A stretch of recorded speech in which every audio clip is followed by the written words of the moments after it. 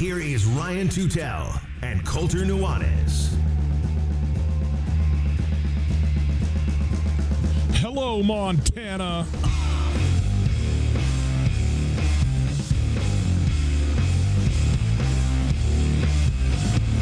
The Grizz and the Cats, both winners, setting up a monumental showdown 5 days from now. It is Tutel and Nuanez on 102.9 ESPN Radio and SWX Montana Television.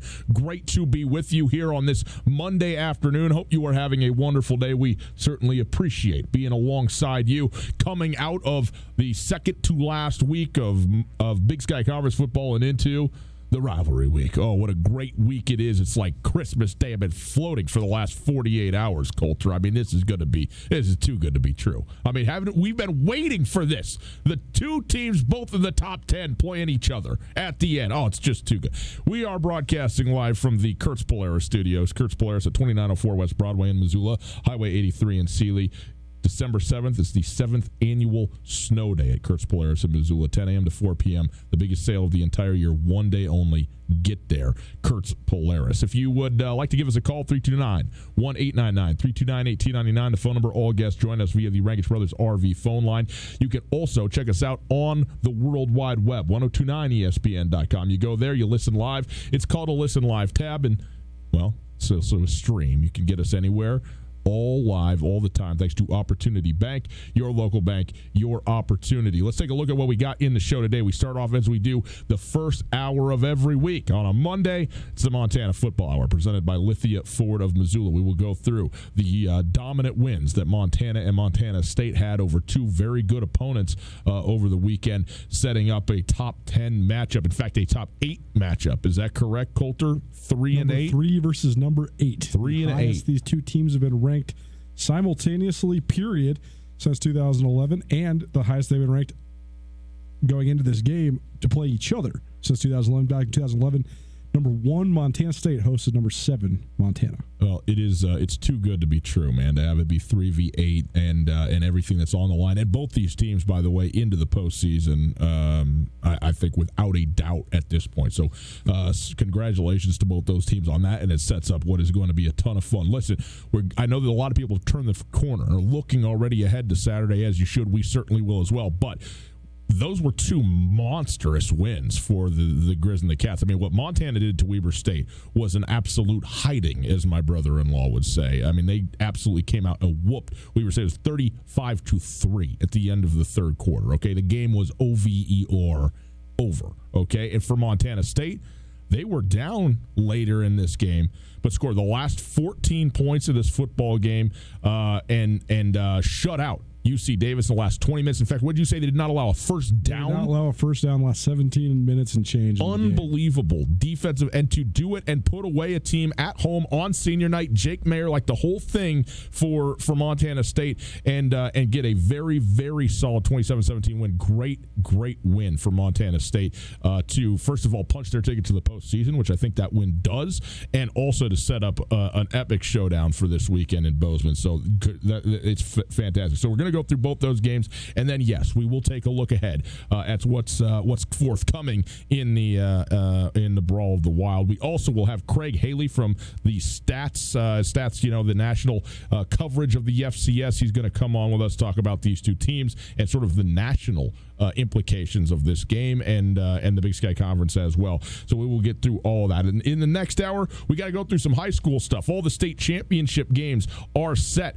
The AA State Championship in Butte on Friday. Butte hosting Bozeman. Huge football game there as Bozeman got a 7-point win in Missoula against Sentinel last Friday, and Butte rolled up Billings West 35-6 at home. So Naranche Stadium, the site of the 2019 AA State Championship, and then all the others as well then on the Saturday. So looking forward to that.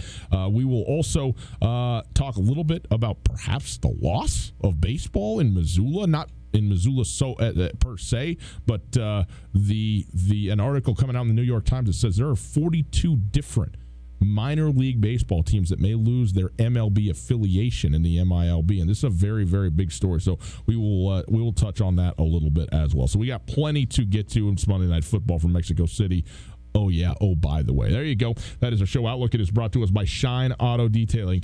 Online, MissoulaAutoDetailing.com. Just Google Shine Auto Detailing. Get your car cleaned and also taken care of. Make sure that it's going to be able to deal with all the weather and the salt and the things on the roads you run through. Coulter, start with the Montana Football Hour presented by Lithia Ford of Missoula. And the Grizzlies warmed up on the number 3 team in the nation, 35-16.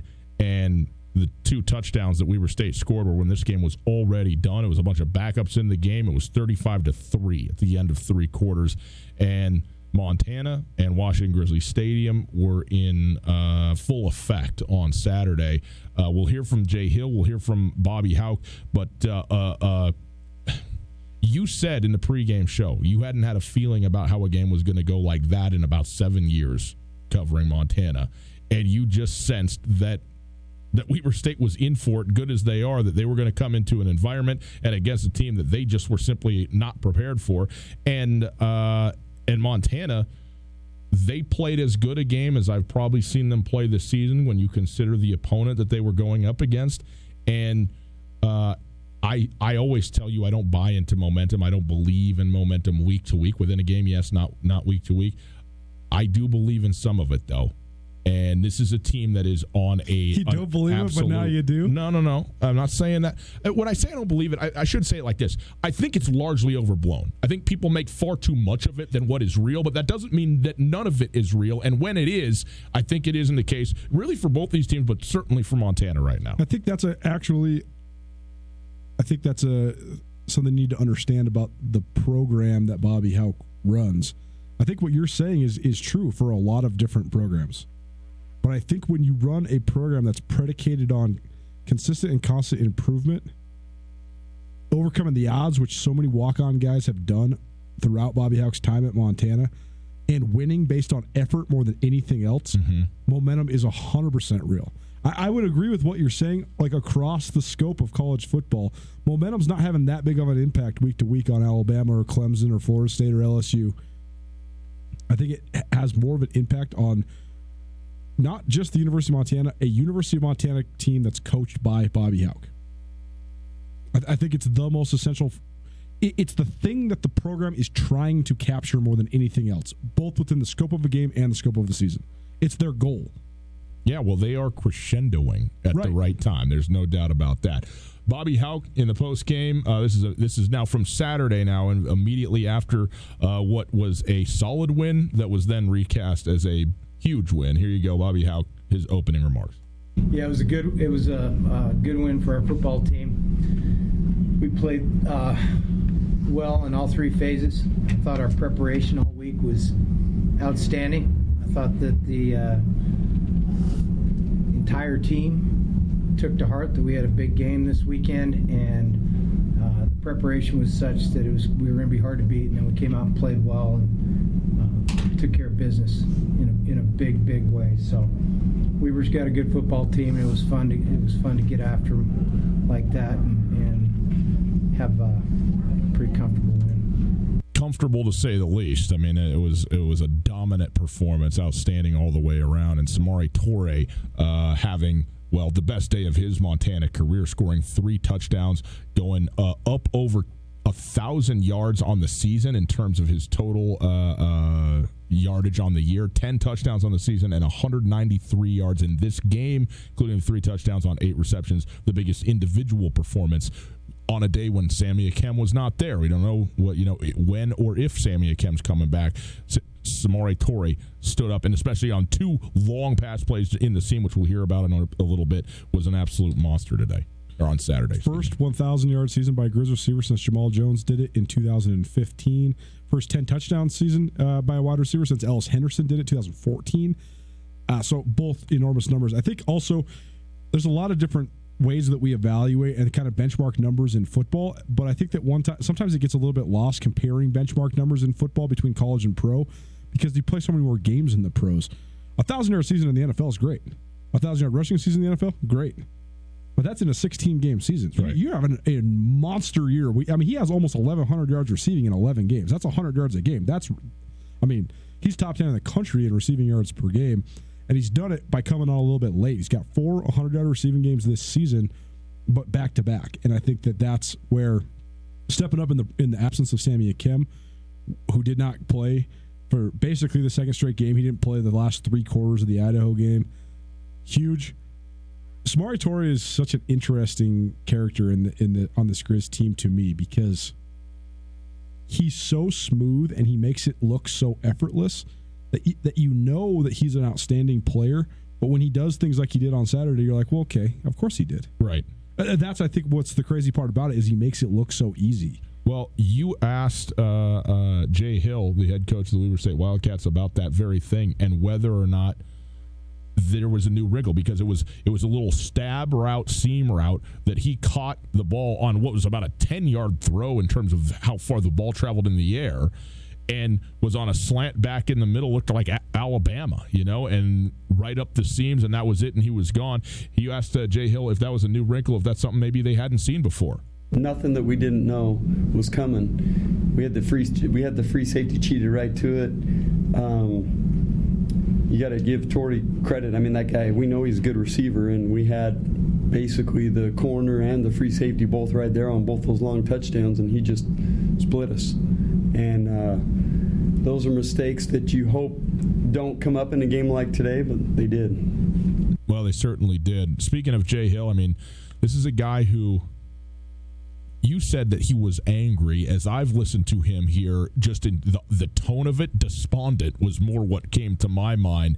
This is a guy who is calm, cool, and collected, but is always very strong, and I say that in the most complimentary way. Here is his opening remark after the game. Take from this what you will. Okay, we got our butts kicked today. I think that was obvious to everyone. We did everything that I don't want to say bad teams do, but we did everything you do to lose a game like we do today. And the first 2 times you punt it, you roll the ball back, and they get great field position. Some of our young DBs got beat a couple times today, which that has happened this year. Usually we've recovered better from it than that. Had a bunch of drives stall out on their side of the field where we just didn't get points, and we should have. You got to give Montana a ton of credit. They were ready to play today. They were physical. I thought they played a great game. That's the best I've seen them play. And they took it to us, and we got our butts kicked. That's why momentum is important, because you can play better than you did the week before without actually executing. Do you know what I'm saying? Like right now, the way the Grizzlies are playing, what the Grizzlies, Jeff Choate said this in his press conference today, and we'll do more of this later on in the week. Somebody asked him, what do you see schematically when you watch Montana? And he said, honestly, it has almost nothing to do with the scheme. He said they just bring the house every single down, but they just play with massive effort. The first 2 defensive possessions that Montana had, in fact, the second offensive possession that Weber had, they picked up, I think, 2 first downs, and they had a couple plays where they picked up an 8-yard run right up the middle, and then a nice pass play that got them another 8 or 9 yards. And if you're Weber State, you go, hey, an 8-yard run up the gut between the tackles, that's great. Hey, a first down pass, that's great. They got absolutely annihilated. Jace Lewis, Dante Olson thumping people, Gavin Robertson coming downhill and just laying the wood. And even though they picked up yardage, they got they were told this is the type of game that this is going to be today, and if you're not ready for it, you're in trouble. And they were not. They were not ready for the physicality that Montana brought. And that, my guess, would be the first time that Weber State has had that happen to them. And that's the whole defensive game plan. Coach Houck has talked tongue-in-cheek. It's our voodoo defense.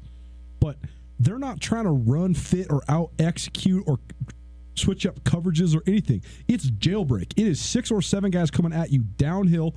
If you do get the jailbreak, we got 2 of the best open field tacklers in the country in Robbie Houck and Josh Sandry. We're banking on those guys making the play. Mm-hmm.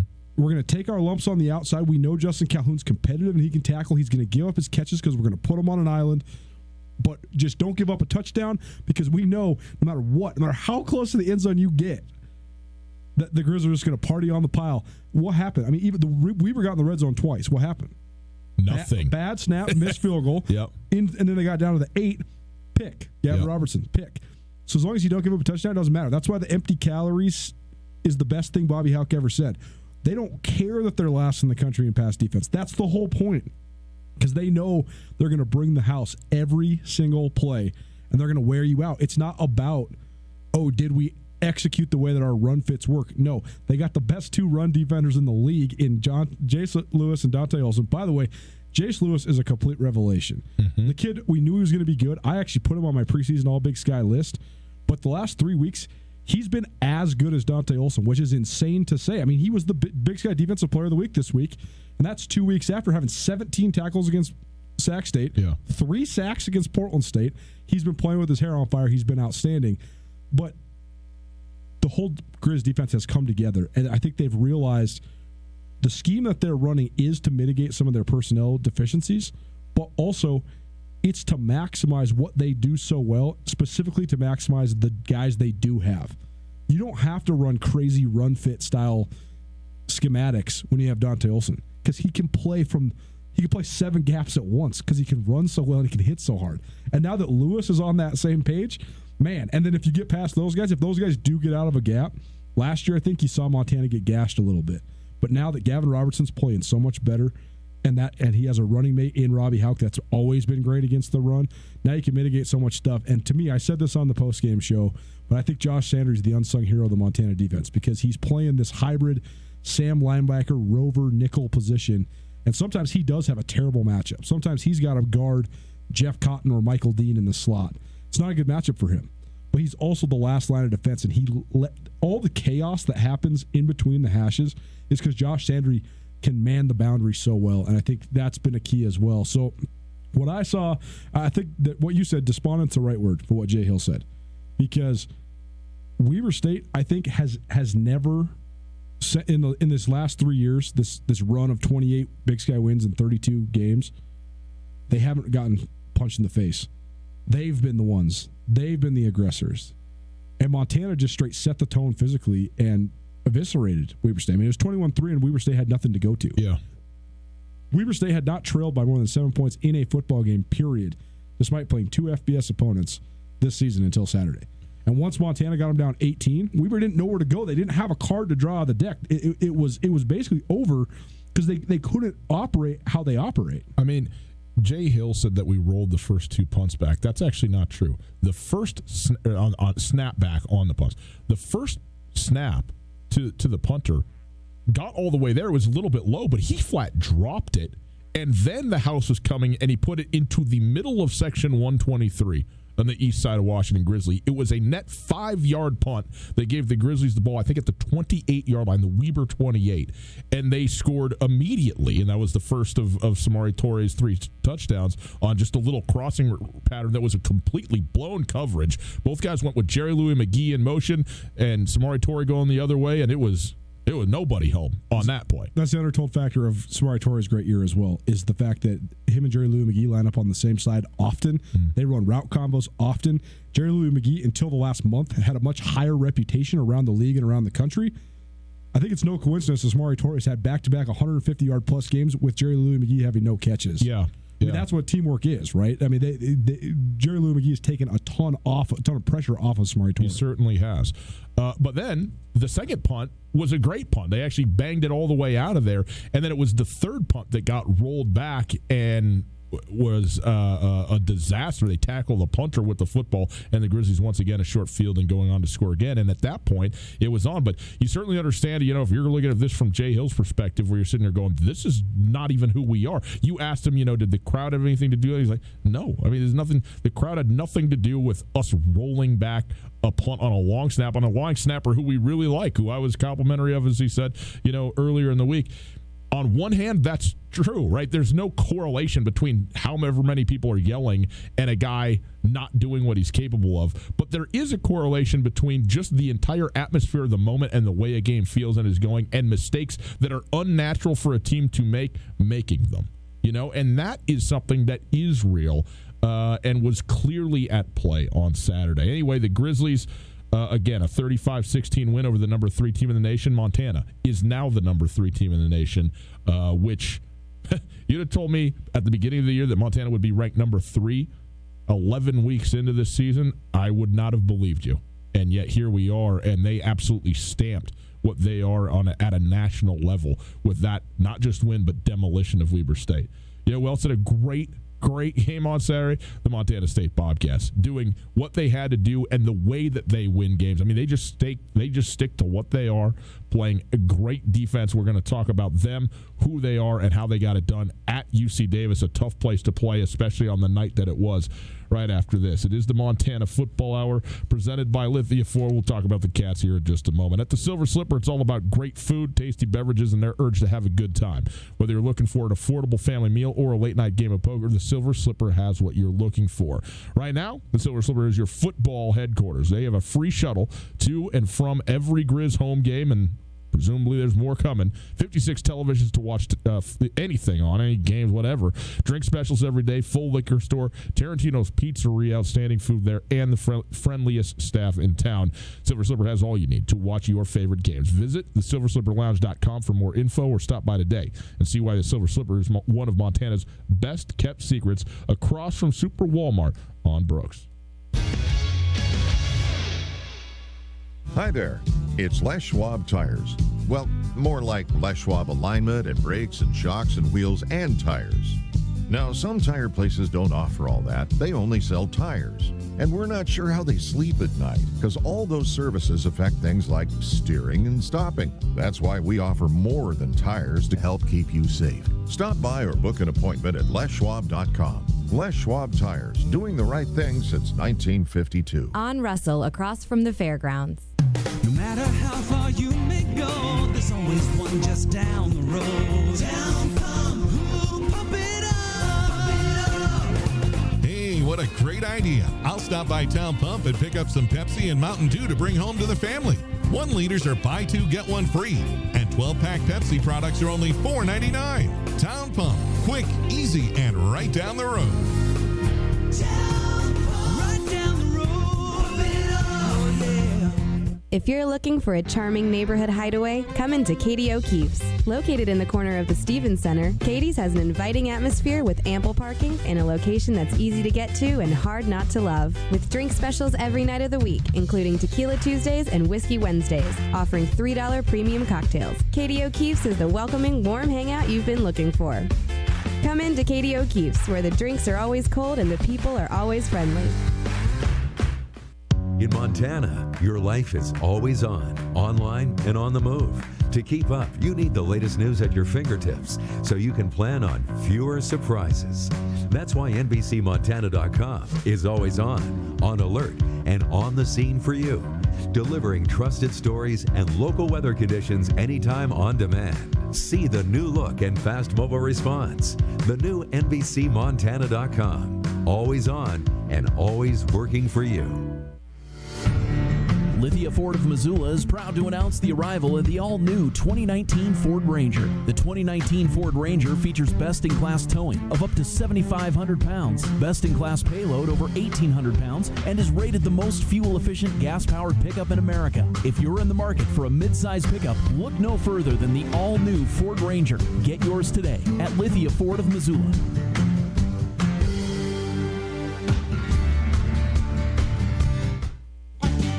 Hey there, Colter Nuanez from your favorite daily sports talk show, Two Tell Nuanez. I'm here with Tom from Aspen Sound. Tom, last winter I got a sweet car starter. It's something I think everybody needs. You know, Colter, I couldn't agree more, and my wife sure thinks so too. We've got a lot of sweet deals. We actually have it capable now where you can start it from your phone from anywhere you'd like. We have two-way remotes that'll confirm to you the vehicle started all the way down to our basic package starting at just $299 installed. Come on in and check us out. Feel the music at Aspen Sound. ESPN Missoula Sports Center. Good afternoon, Ryan Tutel, Colter Nuanez. Here's some sports news for you. The showdown is set for the 119th rendition of one of the fiercest rivalries in college football, and both Montana and Montana State are in the top 10, in fact, in the top 8 of the national polls, entering a rivalry game ripe with playoff implications. The number 3 Grizz I said they were sure to move up this morning. They did. They are now number 3 after entering the game as number 5 last week. They beat the number 3 team in the country, Weber State, 35-16. Number 4, Northern Iowa, lost 38-7 to number 8, South Dakota State. And Montana State moved up 2 spots after scoring 13 unanswered points in the fourth quarter to post a 27-17 win at UC Davis. The Grizz victory moved UM to 6-1 in league play and 9-2 overall. Montana, Weber State, and Sacramento State sit in a 3-way tie atop the conference standings with 1 game to play. Montana has certainly earned a playoff berth for the first time since 2015 with that victory Saturday. And Montana State's now 5-2 in league play, 8-3 overall. The Bobcats are likely already into the FCS playoff field as well, but a 4th straight win over the Grizz in the battle for the Great Divide Trophy will certainly punch the Bobcats' ticket to the FCS playoffs for a 2nd straight season. And finally, prep football teams will also play for state championships this weekend. Butte hosts Bozeman in Butte on Friday night for the Class AA title. This ESPN Missoula Sports Center is brought to you by Aspen Sound.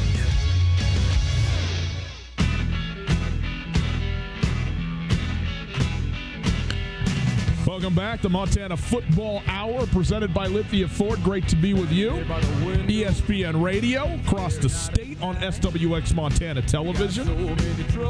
By the way, SWX tonight, Montana's only 30-minute television show dedicated only to sports in the state of Montana. There's from 10:30 to 11 every evening on SWX, and Colter and I will be making appearances throughout the week. You on got that Tuesday? Show. I got Tuesday. I got Wednesday. I got tomorrow. So we're going to be giving tomorrow? you guys the position group breakdowns, not necessarily Cats versus Grizz, but who's got the advantage comparing the two. Each one, yeah. Who's got better safeties? Who's got better corners? Who's got a better D-line? Who's got a better quarterback? Well, it depends which of the 7 we're talking about. You know, that's what. No, we're gonna have some fun. It'll be fun to do that, and it's a really cool show. They do a great job of it, especially this time of year, keeping up with all the goings-ons in the state tournaments from football, from volleyball, and of course, Cat Grizz game. We are broadcasting live from the Kurtz Polaris studios. Kurtz Polaris at 2904 West Broadway in Missoula, Highway 83 in Sealy. Saturday, December 7th, Kurt's 7th annual snow day. 1 day only, 10 a.m. to 4 p.m. Get there. It is the biggest sale of the entire year. Go check it out. If you want to find us on Instagram, do it at 1029ESPN. And that's the Twitter handle as well. We're always giving away stuff on the social media. Speaking of giveaways, next hour, got a pair of tickets for you to Wednesday night's show at the Top Hat in Missoula. Eve 6 coming to town with Dead American as well as the support act there, but we'll give you a pair of tickets in the show here today. And then also coming up here in about 15 minutes from now, Craig Haley from Stats going to talk to us about the new FCS poll, the top 25 poll, Montana State, and the Big Sky in general at a national level. Colter, the Montana State Bobcats, a 27-17 victory at UC Davis, a huge win on the road, one that they needed, that cements their place, that punches their ticket to the postseason. I think huge for Montana State to get that out of the way heading into the rivalry game. I think that you just don't want to have that also potentially on the play. Who knows? They could have been in anyway, but to have that spot in the postseason secured, I think without question secured, I think is a huge deal. And to do it at UC Davis, how about this? Jake Mayer, senior day, the preseason all-conference player of the year, probably the best player in the Big Sky last season. I mean, he's the offensive player of the year in the league last year. Had never, ever played a game that he did not throw a touchdown pass in. Guess what? Montana State held Jake Mayer without a touchdown pass in his senior day at home, final home game. Which you feel bad for the kid. You and I like Jake Mayer a lot. We've talked to him a number of times on this show, so that is a tough way to go out. But wow, the defense that the Cats have played is really over the last month. Let's hear quickly from Jeff Choate from the post-game press conference of this game, and then we will get into this game in general and where Montana State is at right now. Here you go. You know, clearly a very impactful and important win for our program on Saturday evening. Just with the magnitude of the contest for UC Davis, with it being senior day, Jake Mayer setting a school record for passing yards in a career, the opportunity for them to potentially still get an at-large bid in the playoffs, night game, good crowd, all those things, and for our guys to just kind of fight the way they did, and then really truly to finish in the fourth quarter in all 3 phases. Tristan was big as far as kicking those field goals, defensively, smothering effort in the fourth quarter, And then it was great to get back to a little ground and pound at the end. I mean, you can see teams make it very difficult for us to run the ball, especially early in games because of what we do stylistically. But if we can get this thing in the fourth quarter, those things, as we always say, kind of those body blows turn into knockout shots. And so really good win. And now it's on to the Montana Grizzlies. So there you go. That was from today, actually, but talking about the UC Davis game. But Coulter, they hold Davis, a really prolific offense, to 17 points. And look, I know you mix in Southern Utah and UC Davis in there, but the last four games, Northern Colorado as well. But you go to the last four games, including North Dakota, which Montana State lost, and it was a bad loss. But defensively, they have been lights out now for a month. I mean, we're talking about... They're giving up one touchdown a game and... Shut down. 28 points in 4 games against the opposing team's offense. And 7 of those points came on a wide receiver reverse pass early on in the North Dakota game. Right. And one of the touchdowns was Southern Utah scoring against... I don't even know if it was their third string. Maybe Montana State's mix of 3 and 4s on the defensive depth chart. And one of the touchdowns was a tipped at the line pick 6 by Northern Colorado. So we're talking about actually touchdown drives manufactured by the opponent's offense. There was 2 against UC Davis, two UC Davis touchdown drives, and one Northern Colorado touchdown drive and 1 North Dakota touchdown drive. That's it. So really, really good defensively. And the thing I think that is, we've talked about the Cats' talent defensively all year. I think that the number one missing link they've had defensively is not having Munchie Filer. He's their best man-to-man corner. He allows them to do so many things defensively. He has not been available at all. Because of that, then that makes everything trickle downhill. They have 3 distinctly different. They play boundary and field corners, so there are 2 different positions. A lot of teams play left and right. A lot of teams switch. A lot of teams just have a guy follow the best receiver. You're a number 1 corner, number 2 corner. They do boundary and field, so it's a completely different in their defense. What the responsibilities are different, and then they also have a distinctly different responsibility for the nickel. Well, when Munchie Filer's out, now Tyrell Thomas has to play the boundary instead of the field, which makes him a good but not elite player. He's an elite boundary player, not an elite field player. And on down the line, Damian Washington, who's the nickel guy, now he's got to play manned up, and he can play a lot of zone and he can support in the run, but he doesn't run tremendously well. So having him as your number 2 guy, okay, it's just a notch down. And so then they've had to go with Tyree Gibson, a freshman, Eric Zambrano, a freshman. But those guys are starting to turn the corner. Yeah. And I think the thing you can say about Montana State's defense is we know about all the talent. 3 Washington transfers on the defensive line. Troy Anderson, who I know he's hurt, but don't look now, he's 5th in the league in sacks and tackles for loss, even though he's playing part-time duty and playing on offense still with one arm, basically. 5 straight games with a touchdown and a sack. 5 in a row. It's unprecedented. Yes. There's no words to really describe it because it really is unprecedented in modern day football. You can talk about how they're wearing him out and how he's playing with basically one arm. Every time he goes down, it looks like it's just the worst thing in the world to stand up again. He wrenched his shoulder bad. Yes. And he couldn't even lift his arm. Yes. And the series after that happened, he came in, got a tackle for loss, got a quarterback pressure, and then if he would have been able to lift his right arm, he would have had a pick. Interception, yeah. But he couldn't lift his right arm. But the kid's toughness and athleticism combination is it's unbelievable. But all that said, Montana State's defense has not played its best game yet, and I think that's where the Bobcats have so much potential now to surge because they got their momentum back. They're on a 3-game winning streak. They've given up just about 7 points per game to opposing offenses when you're talking about the first unit being on the field, and yet they still haven't had that game where Armandre Williams, Troy Anderson, Bryce Stirk, and Derek Marks all go off, where Jacque Allen and Braden Conkle both go off. They haven't had that game yet. Conkle played his best game on Saturday of this season. Braden Conkle looked great of this season, but he has had, by his standards, a down year. I think a lot of that's just how productive Montana State's front seven's been. Now, I mean, when your safety is leading you in tackles, if he's not running the alley like Robbie Houck, it's a double-edged sword, right? Because that means he's making a lot of plays, but he's also incurring a lot of 9 and 10-yard gains.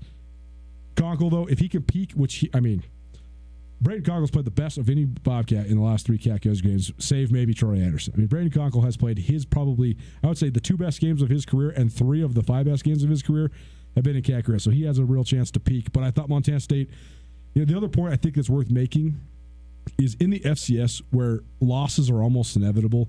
When you're a team with high-level expectations coming into a season, and then those expectations get dampened because you're not living up to them, sometimes you can fade. And I think when you look at seasons retrospectively, a lot of times then you look at a team and you say, like right now, Montana State has that's Montana State's best win this season against UC Davis. Right, yeah. But it's a 5-6 team. It's not a win over an 8-3 SEMO team.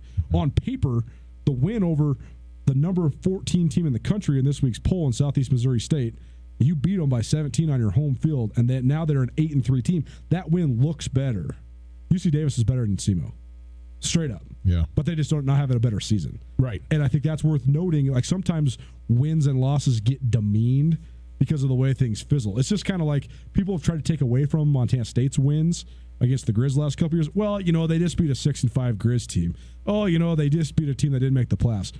Well, no, they kept that team out of the playoffs. Right. It's a good win. Montana faded down the stretch. It doesn't mean they weren't a great team last year. They were a disappointing team. So I think you got to give credit where credit's due. That was a great win by Montana State to go on the road, close the game out, and set themselves up for what should be a great matchup on Saturday. It absolutely was. Tutel Nuanez, 102.9 ESPN Radio. We're in the middle of the Montana Football Hour on a Monday, and let's be honest, it's really the Montana Football Show this week when we go through everything that we got. And we got a ton of guests coming up this week. Excited to have Ty Gregorak in studio this week. Excited to have Jordy Tripp in studio this week. We got a bunch of other guests that we are working on sorting out, just scheduling and stuff like that. And again, Friday, Colter and I will be in Bozeman at the Universal Athletic in the Montana Football Hall of Fame, broadcasting this show live from 4 to 6 from ground zero, as it were, in the city of Bozeman. Always love getting over there and spending some time, spending a great weekend. I look forward to this weekend. Well, for me, it's every 2 years, right? Because when it's in Missoula, okay, it's fine. But when you get to go, on the road and be out, and I get to, Dad's gone wild. Get to have my favorite chicken sandwich and all that stuff. It makes me pretty dang happy. Buddy. So, how many times are you going to eat there? 11. Probably. Breakfast, lunch, and dinner 3 days in a row, and they get to go before you leave town. I know you're gonna. It's too good to be true. Okay, Colter, couple things though more out of this game. Tucker Rovig, 17 of 25. Look, man, I have laid my heart bare before the world on what I think is the best way for Montana State to handle their offense and what it is. And it is not having Tucker Rovig throw the ball 25 to 30 times a game. However, at this point, this is what he does. I mean, they're throwing the ball regularly. I mean, Tucker Rovig as a quarterback sitting back there and passing the football, that is half of the plays of this offense. And 17 of 25 for 217 yards, no interceptions, no touchdowns, no interceptions is a decent day. It was his best day as a Bobcat. Jeff Choate said so. Kevin Cass has 7 receptions for 135 yards. I mean, that's a monster day for any wide receiver. Outstanding for him in this game. That was the single most surprising thing in this game. Isaiah King is a first-team All-League Big Sky Conference corner, and he just looked completely overmatched by Kevin Cassis. Travis Johnson, by the way, was very, very good in this game as well. Had 3 receptions for 61 yards, in addition to 6 rushes for 93 yards. Did have the 75-yard where he just broke off, found a hole. It looked like he was spinning circles, and then all of a sudden found a gap and took off. He was absolutely outstanding in this game. The other big factor, though, Isaiah Ifanse returning 10 rushes, 77 yards. His longest was 21, which means he was regularly dialing up 5, 6, 10, 11-yard runs on this day. Didn't get a ton of work, but when he's just a different dude, man, as a running back from everybody else. And great as Lane Sumner, Logan Jones, those guys have been relief.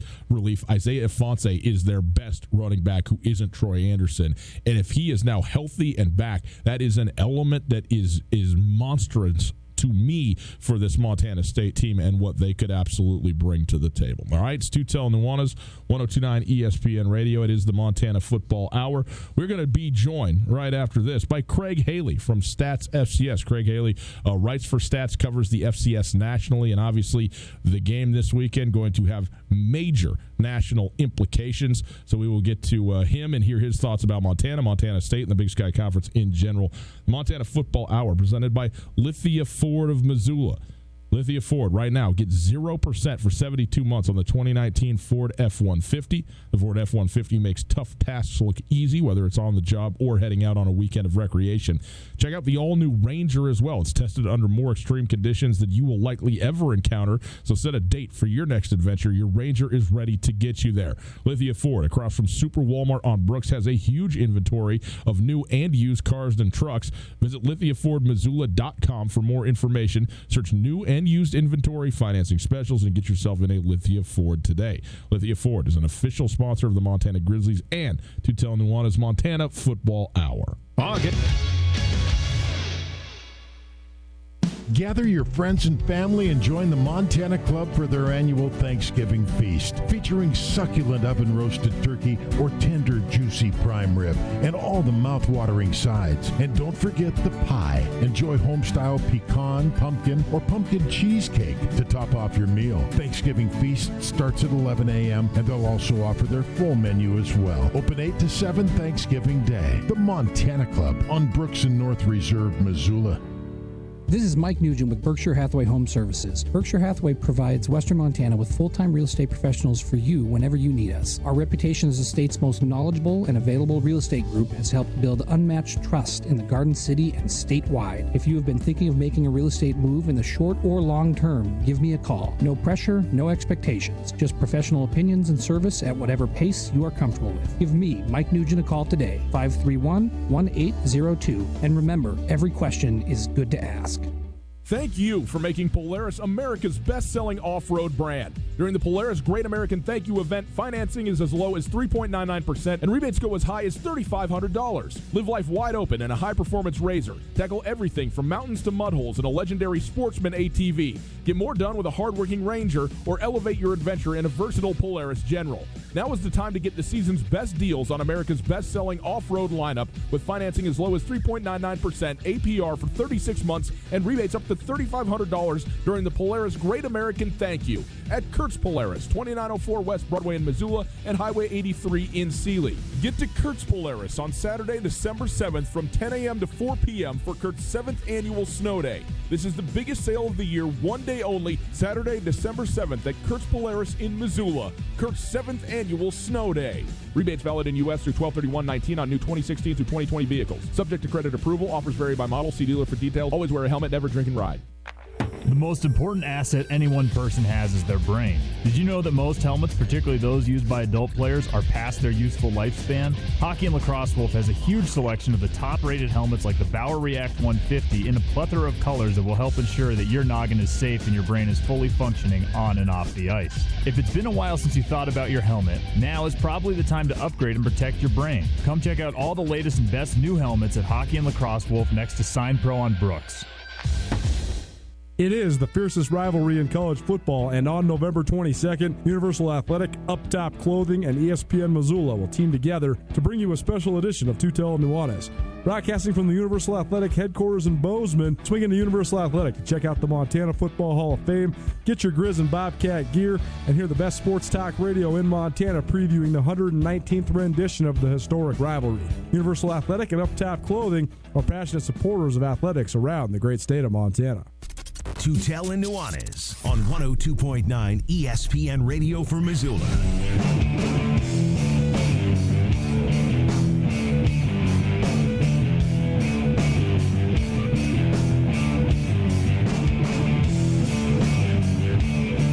Welcome back. Montana Football Hour, presented by Lithia Ford of Missoula. It is Tutel and Nuanez, 102.9 ESPN Radio, SWX Montana Television. Craig Haley, senior editor, Stats FCS. going to join us here in a moment. We are happy to be broadcasting from the Kurtz Polaris Studios. Kurtz Polaris at 2904 West Broadway in Missoula. Saturday, December 1st, Kurt's 7th annual snow day, 10 a.m. to 4 p.m.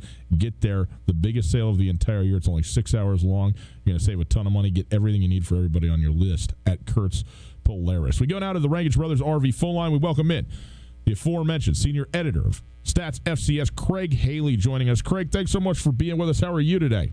I'm doing real well, Ryan. Thanks for having me on with you and Coulter. Well, we're certainly happy to have you on, and I'll bet you are doing well because, dagnabbit, it's the greatest time of year right here. Am I right? I mean, we're 11 weeks in to a 12-week regular season, and we want to start, here in Montana. It's the biggest game of the year, the Cat Grizz game coming up, and both these teams in the top 10 and the top 8. In fact, Montana 3 and Montana State at 8. When you've looked out at the progression of this season for these two teams in particular and their sort of ascendancy into the top 10 and even into the top 8 now, what is your perspective in general from a national level on the Cats and Grizz?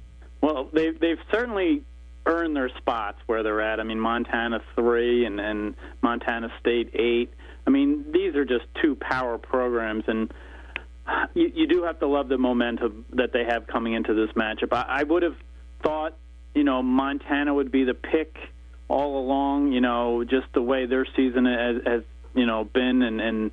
But I tell you, the way Montana State handled business on the road last week and, had some passing to go with that strong running attack, I just look at this as a toss-up again. I mean, especially, with the Bobcats at home. So I just think the national perspective is, they're just two power programs and the Big Sky is just running wild with terrific teams.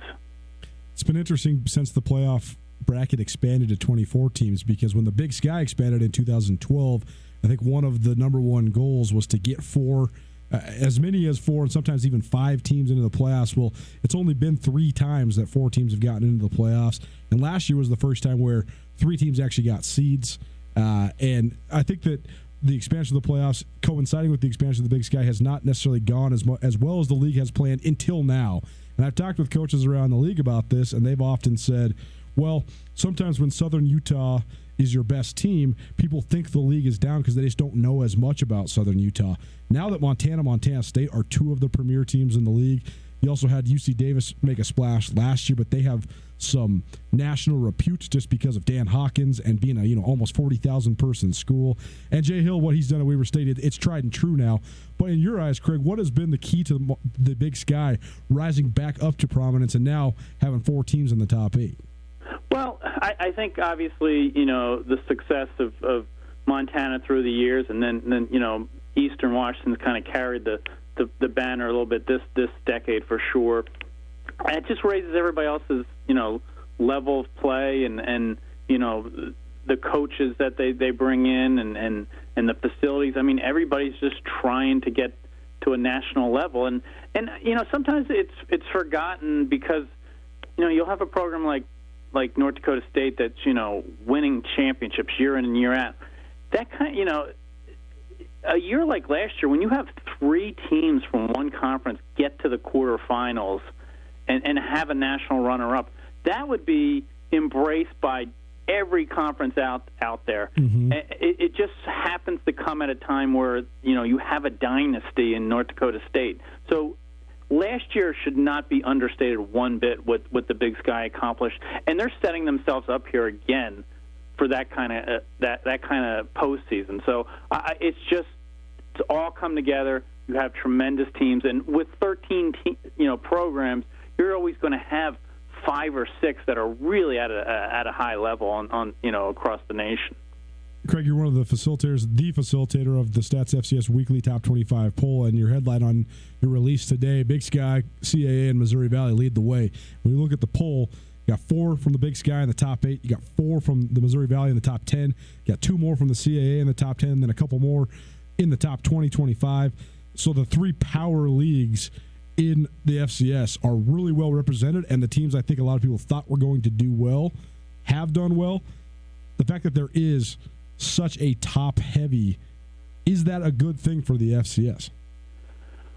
Well, you're right. I mean, everybody wants to, have hope that they can go far in the playoffs, but it usually does come down to the, group of like 6 to 8 that have a realistic shot to, be a semifinalist or make it to Frisco.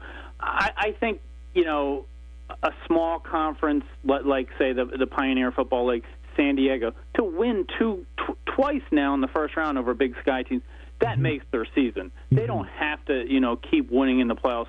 And a school like Duquesne last year out of the Northeast, they won for the first time in the playoffs. That does make a season. So, yes, I mean, you want it spread out a little bit, have some parity, but I do think, ultimately people realize the power conferences are always going to, have the best chance to go far in the postseason. And this year, I mean, if you have the top 10 teams, it's likely that they could have, all 8 seeds coming from those conferences. It's hard to make a case going into this weekend for anybody else outside those conferences to have a seed.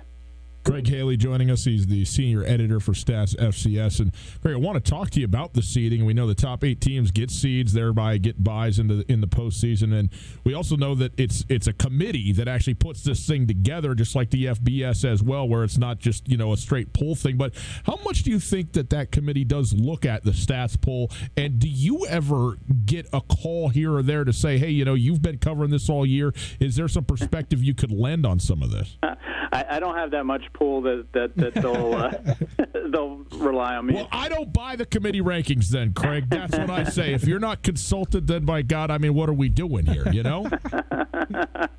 Well, I tell you what. I mean, what the national polls have, it's going to reflect more or less in the information in front of them. It just won't be a straight top 25 listing, but You're not going to have a team that's doesn't deserve to be in the at-large conversation. That's really not a top 25 kind of team. I do think that the committee members probably do a better job than people realize, because it's always easy to complain. It's always going to come down to the 5 teams for the last, say, 2 spots of the at-large teams. It's always going to be difficult. There's always going to be the people that get left out and complain, hey, we belonged in. I think the committee members are, strapped a little bit by the parameters that they have to do with, seating regionally. That makes them look bad because people, can get annoyed when there's kind of an unbalanced, kind of games like, say, Western Illinois going to Weber a few years ago in the first round when they could have easily been the 9th and 10th best teams in the field. So I think, though, yes, I mean, they don't use the national polls, but at the same time, the information is very similar. I know a lot of it's going to depend on what happens around the rest of the country as well. Obviously, Sacramento State still has a key game against UC Davis.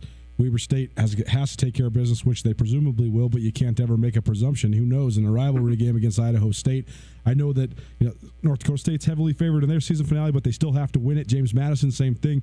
But this Cat Grizz game, number 3 versus number 8, to me, I think the Grizz are probably going to get a seed either way. If they win, they could get as high as the 3. I think if the Cats win, they're probably deserving of a seed. And even if they lose, I think they're probably still in the playoff picture. But what do you think, Craig? I mean, what do you think just the ramifications of Saturday's game between Montana and Montana State will be when the playoff bracket comes out? Well, I mean, I think the 2 teams need to, focus on each other, not worry about the playoffs because, hey, they want to win this game. It's so important.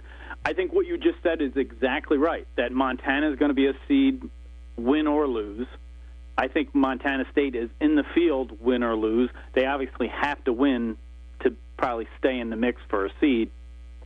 But I don't think they really have to worry about, any doubt that they're in the playoffs. I mean, there's going to be 4 teams from the Big Sky for sure, and those are two of the 4. So, I think it's just a tremendous matchup. It can go either way. I mean, they're both going to just, try and dictate the game and take it to each other, play aggressive and physical.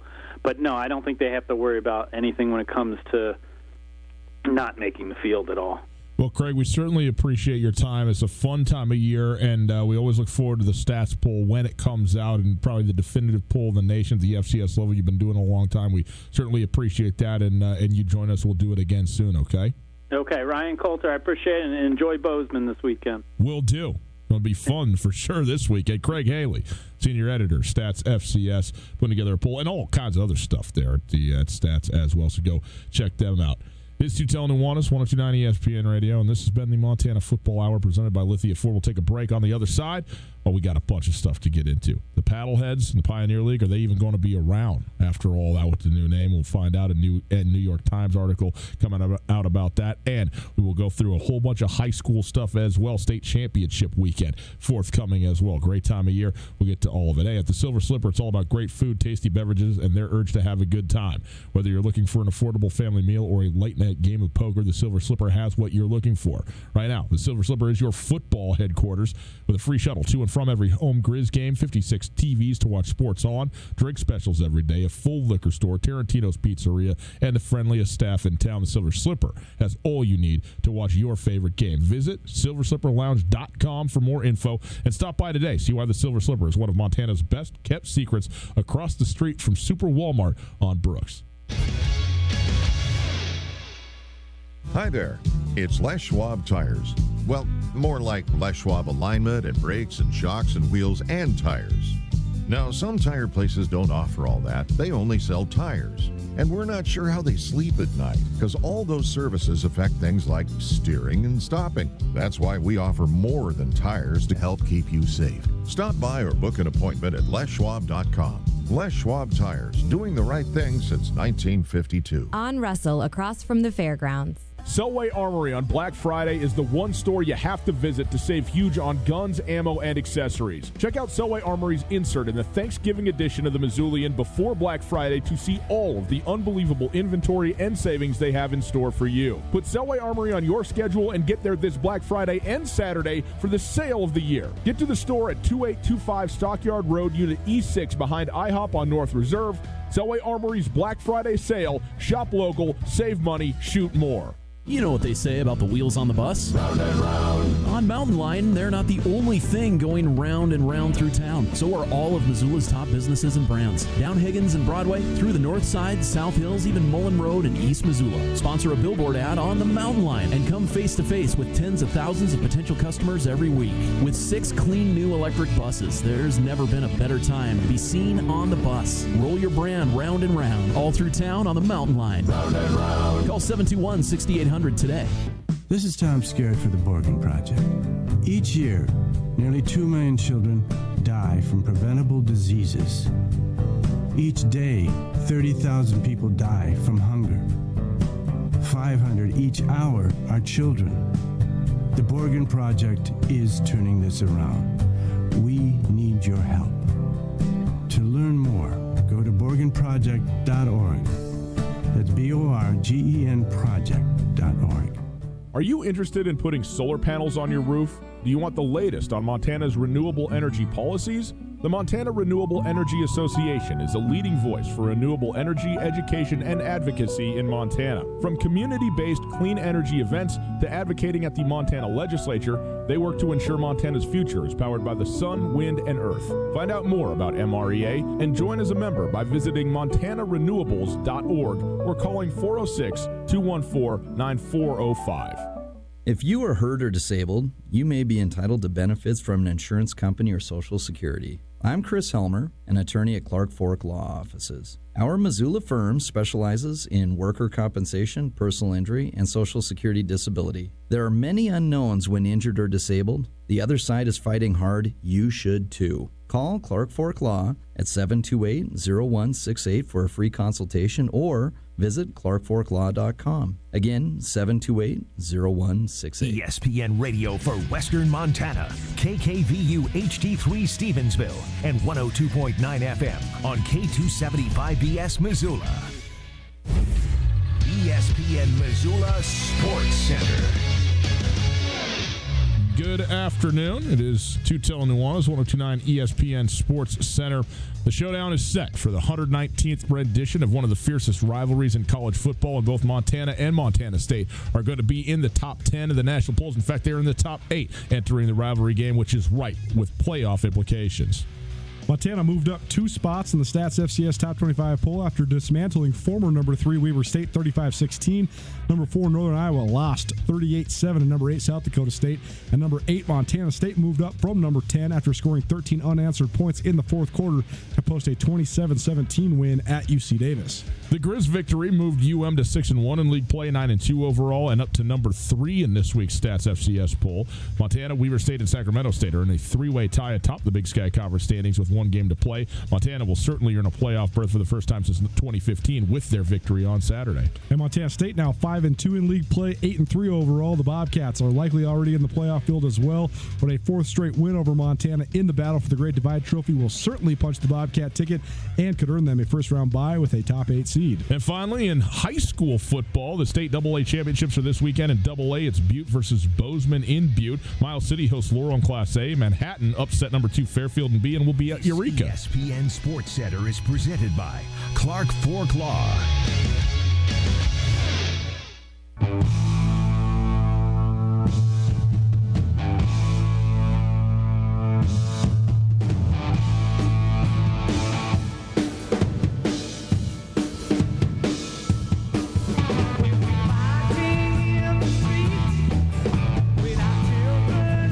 Hour number 2. Who knew that baseball was going to make it in here on a Monday heading into a Cat Grizz weekend? But such is the case. It is Tutel Nuanez, 102.9 ESPN Radio, broadcasting live from the Kurtz Polaris studios. Kurtz Polaris at 2904 West Broadway in Missoula, Highway 83 in Sealy. And Saturday, December 7th in Missoula, it's the 7th annual Kurtz Polaris Snow Day. 1 day a year, 10 a.m. to 4 p.m., the biggest sale of the year. Get there, okay? Get there. You got to be there. You'll get everybody on your Christmas list checked off, and they will be happy with you. How about that? Kurtz Polaris at December 7th. If you missed anything in the first hour of the show, the Montana Football Hour, check it out on the podcast. The Tutel Nuanez podcast, available wherever you get your podcasts. It is available thanks to the Wingate by Wyndham Hotel. You can also give us a call, 329-1899. All guests join us via the Rankage Brothers RV phone line, or if you'd like to listen live and it's just easier on your phone, tablet, device, computer, etc., go to 1029ESPN.com. Listen live on the Listen Live tab. The stream is there thanks to Opportunity Bank. Your local bank, your opportunity. Coulter, we're going to be joined here in about 10 minutes by Brian Reed, who is a guy that folks may not know who he is, but there is no bigger authority on the face of God's earth than Brian Reed when it comes to Class A football in the state of Montana. What Coulter is to the Big Sky, Brian Reed is to Class A football. So we'll look forward to having him twice as much as that, because the guy's been doing it for 20 years. Forever. So we'll look forward to having him on and talking about this. And again, the Class A championship game featuring Miles City hosting Laurel, Miles City beating Hamilton. And so the career of Carson Rostad comes to a close for the Hamilton Bronx. He, of course, heading to Missoula to play for the Grizzlies next season. But we'll get to him in about 10 minutes. But Coulter, a story in the New York Times came out today, or yesterday perhaps, about how there are 42, there's a list of 42 MILB teams that are potentially going to be contracted, going to be effectively erased. And it is a matter of, I suppose, finances, of streamlining minor league baseball, of getting into order. You know, there's a bunch of different, everybody thinks that it's sort of uniform, but it isn't. Like Major League Baseball teams, some teams have 4 or 5 minor league affiliates. Other teams have 7 or 8 minor league affiliates. I think the Arizona Diamondbacks have 5 of them, of which one is now the Missoula Paddleheads. But the entire Pioneer League would be gone if this takes place. Evidently, the MLB owners voted in favor of this 30-0 to do this. Now, when I say be gone, I guess what I'm understanding this to be is no longer affiliated with Major League Baseball. You could still presumably, I guess, have a Pioneer League team and field baseball teams and play a baseball season. And there are independent leagues. We know about independent baseball, of course. But first of all these kids come through either draft or free agency of Major League Baseball. I mean, that's how they arrive here. And it is a significant piece of what Pioneer League Baseball is, of what minor league baseball is around the state of Montana, that these are kids who are working on a track towards going to the show, towards being in the Major League Baseball. And it's a big deal that the White Sox have an affiliate in the state of Montana, that the Diamondbacks have an affiliate in the state of Montana.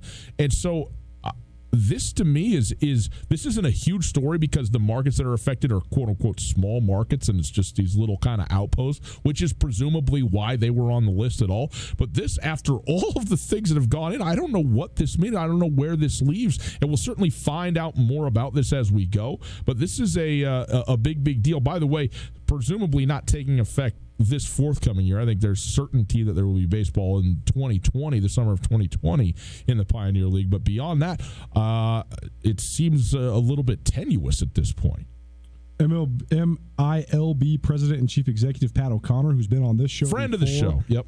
He told Dan Barry of the New York Times, "It's my job to save baseball in those 42 communities." The biggest argument here is basically the consistency of the conditions of the facilities.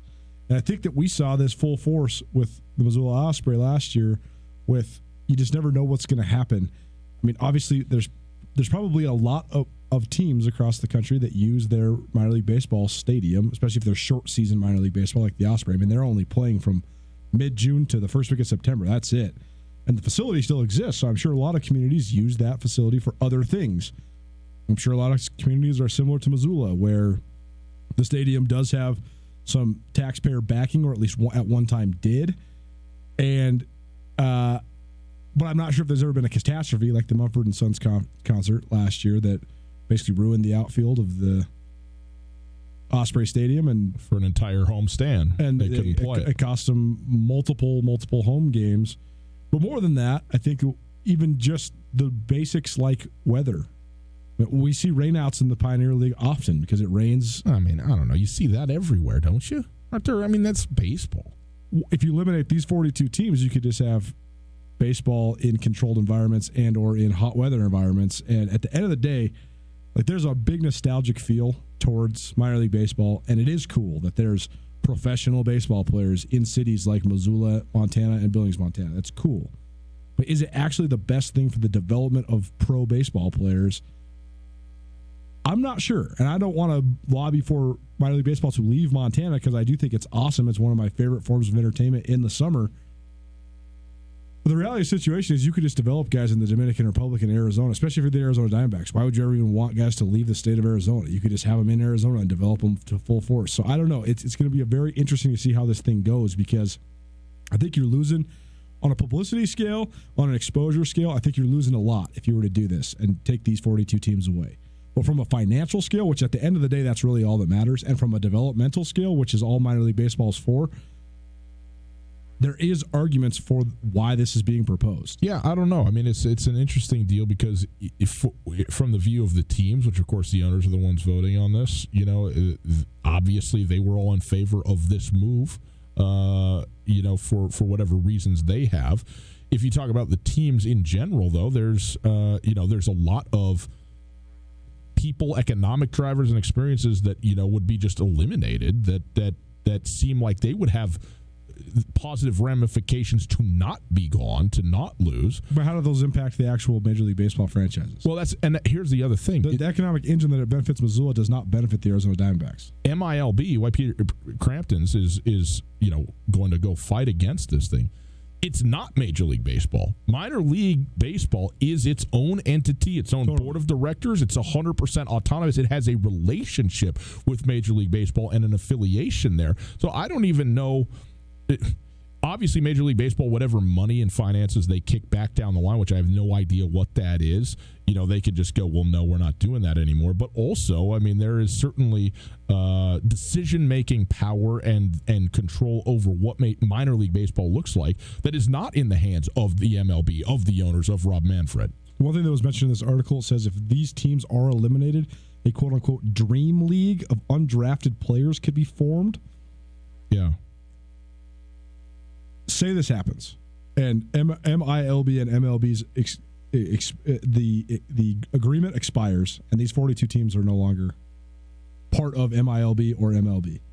I think there's still a real chance for minor league baseball to exist. Actually, probably in certain ways, better chance for it to exist long term in small communities like this. It would just take owners that have a lot more money. Well, you know what I'm saying? Like yeah. You'd have to operate it independently. So the owner, the franchise would probably need about 5 times what it has now to sustain. I don't really know what that would do to the Osprey or I guess the Paddleheads now in its current form. But I think that minor league baseball could still exist in places like this. You just have to have a lot more of a cushion to be able to make sure it happens, rather than being affiliated with MLB and MILB. This article that came out in the New York Times was honestly 3 paragraphs or less in length. It was almost more of a notification of this thing, was out here than, it was certainly not a reporting story or piece of journalism finding out what's going on. So there's plenty more to come out about this, certainly in the coming weeks and months, and we will see how this plays out, and obviously keep you informed and apprised of it, because it affects, Great Falls, Billings, and Missoula for sure. So it is Tutel Nuanez, 102.9 ESPN Radio. We'll take a quick break. We'll come back, spend some time going through what happened in the high school ranks in football over this past weekend, and we will be happy to have Brian Reed. If anybody ever wondered anything that's ever happened in Class A football, he's the guy to talk to. We're going to talk to him right after this. Hey, winter driving, it's hazardous, can be. It's dark a lot more, road conditions a lot worse. That's why you need to go, are you ready for this? To Shine Auto Detailing. That's right. You don't think of auto detailing when it comes to safety, but it is right now when you talk about getting a headlight restoration. Any detailing you get, they're going to restore your headlights, $70 value free with any detailing that you get. Also, in addition to having a perfectly clean car, they'll also protect your car as well. They got this ceramic coating that they put on the outside. All the dirt and sand and salt that gets kicked up in there, not going to scratch, hurt your car at all. The ceramic coating they have going to keep your car in perfect shape all through the winter. You come out the other side, you got a still brand new vehicle that you're driving. Shine Auto Detailing. Go there right now, MissoulaAutoDetailing.com, or just search Shine Auto Detailing in Google and pick the one with the most reviews. Shine Auto Detailing. Make your appointment today. There's a saying, opportunity never knocks twice. When you're ready to take advantage of your next opportunity, look to your local bank. Opportunity Bank of Montana. Opportunity Bank offers options for mortgage loans, small business loans, equipment financing, agriculture, and more. Our experienced team can provide solutions to help you welcome your next big opportunity. There's nothing like the feeling of progress. So let's get started today. Come see us at your local Opportunity Bank of Montana. OpportunityBank.com, member FDIC, equal housing lender. Here at Florence Coffee Company, we developed our medium roast coffee beans to make consistently smooth and delicious coffee drinks. You can take the beans home yourself so you can have Florence coffee anytime. Pick up a pound of whole bean or ground for only $12. Better yet, if you bring your own cup, we'll give you a 12-ounce strip coffee free when you buy your coffee beans. Come to any Florence Coffee location or go to FlorenceCoffeeCo.com. Florence Coffee Company. When your football team scores, sometimes you want to celebrate with a shot. Other times, your team might be getting whipped. You need a beer. At Katie O'Keefe's, you don't have to choose. Every Monday and Thursday from 6 to 10 p.m., come watch the NFL and enjoy a premium shot and a beer for just $6. That's right, a shot and a beer for $6. Located in the Stevens Center, Katie O'Keefe's is also offering $2 pounder cans of Rainier, PBR, and Busch Light. Monday and Thursday night football at Katie O'Keefe's, where the drinks are always cold and the people are always friendly. Hey, it's Coulter, and I'm here with Catherine from The Advocates. If you've been in a car accident or need help dealing with the insurance companies, you should give The Advocates a call. They can tell you if you have a case right over the phone. That's right. It doesn't cost anything to call, and we'd be happy to talk to you and assess your situation. You don't want to have to deal with contacting the insurance companies and setting up a claim. We can do that for you. We take the hassle out of the process, so you can just focus on getting better. There you go, folks. If you've been injured in an accident, give The Advocates a call, 406-640-4444, or online at MontanaAdvocates.com. You deserve The Advocates. Gather your friends and family and join the Montana Club for their annual Thanksgiving feast, featuring succulent oven-roasted turkey or tender, juicy prime rib, and all the mouth-watering sides. And don't forget the pie. Enjoy home-style pecan, pumpkin, or pumpkin cheesecake to top off your meal. Thanksgiving feast starts at 11 a.m., and they'll also offer their full menu as well. Open 8 to 7 Thanksgiving Day. The Montana Club on Brooks and North Reserve, Missoula. You've been auditioning at the dinner table for years. Are you finally ready to hit the stage? Arts Missoula and ASUM are teaming up again to showcase the best of the region's high school talent at First Night Spotlight. Audition at Hellgate or Big Sky after school on December 2nd and 5th, respectively. Or for Sentinel, Willard, and surrounding schools, tryouts will be held 11:30 a.m. Saturday, December 7th at the UC Theater. The best of the best will be invited to perform live on New Year's Eve. To sign up for First Night Spotlight tryouts, go to artsmissoula.org. ESPN Missoula Sports Center.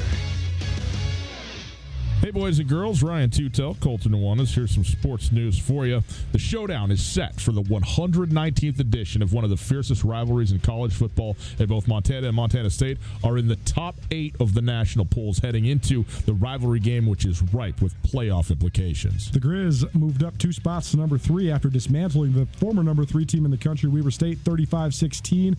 That, combined with Northern Iowa's 38-7 loss at number 8 South Dakota State, and Montana State's win at UC Davis, means the Grizz are number 3, the Cats are number 8, headed into this week's rivalry showdown. The Grizz victory moved UM to 6-1 in league play, 9-2 overall. In Montana, Weber State and Sacramento State are now in a 3-way tie atop the league standings with 1 game to play. Montana will certainly earn a playoff berth for the first time since 2015 now with their win last weekend. Montana State now 5-2 in league play, 8-3 overall. The Bobcats likely already into the FCS playoff field, but a 4th straight win over Montana in the battle for the Great Divide Trophy will certainly punch the Bobcats tickets and maybe even earn the Cats a seed. Prep football teams will also play for state championships this weekend. Butte will host Bozeman after they took down Billings West 35-6 last weekend. The Hawks getting by Sentinel 28-21. The Class AA state championship is Friday night in Butte.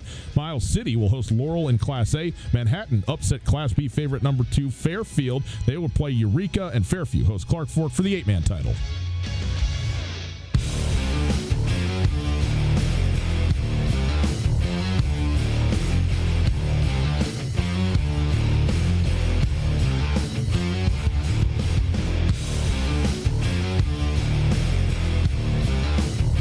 One thing we try and do around here is find people who are experts. We have found one such person today. It is Tutel Nuanez, 102.9 ESPN Radio, SWX Montana Television. Outstanding to be with you on this Monday afternoon, the Monday of a huge week, heading into Cat Grizz weekend and also heading into state championships around Montana, including at the Class A level, which we will focus on now. We are broadcasting live from the Kurtz Polaris studios. Kurtz Polaris at 2904 West Broadway in Missoula, Highway 83 in Sealy, December 7th, Saturday, December 7th, the 7th annual Snow Day. Kurtz Polaris, 1 day only, 10 a.m. to 4 p.m. Circle it on your calendar. Get a free lunch for crying out loud. Go to Kurtz Polaris on Saturday the 7th. We go now to the Regish Brothers RV phone line. It's time for our Farmers State Bank Prep Extra segment. We welcome in Brian Reed. He is, an expert in Class A football. Brian, thanks so much for being with us. How are you doing today? I'm having a great day. It was a pretty busy weekend, so getting to my normal job today was actually kind of a relaxing thing to do. Beautiful day. I hope the weather stays nice through the week so that this weekend's big sporting events across the state aren't sullied by any inclement weathers. Yeah, it's good to be here. Yeah, well, there's one way to make your job better, and that is to make your private life really hard so that when you go back to work, it's just that much easier. And you have been keeping up on specifically Class A football for an unbelievably long time. We want to get into this weekend. You tweeted out a bunch of stuff on Carson Ross and the unbelievable career he's had. But how did Class A football become the thing where you said, you know what, this is what I am dialing into? Well, many years ago, about 20 years ago, I started working for the Gazette as a Billings Gazette as a sports clerk, just taking in scores and all that while I was in college, and found I really enjoyed doing that. From there, I ended up being the prep sports coordinator at the Winona Daily News in Winona, Minnesota. And a few months after that, the hometown newspaper from where I went to high school, Miles City, they needed a sports editor. I was like, man, what the heck? And applied for it, got the job. And when I was there, having gone to school in Miles City, I realized Cowboy Cowgirl Athletics there are huge, but they really didn't have much in the way of record books, so that when people were on the radio or covering sports for the newspaper, they really didn't have a lot of information there to go along with the game stories and whatnot.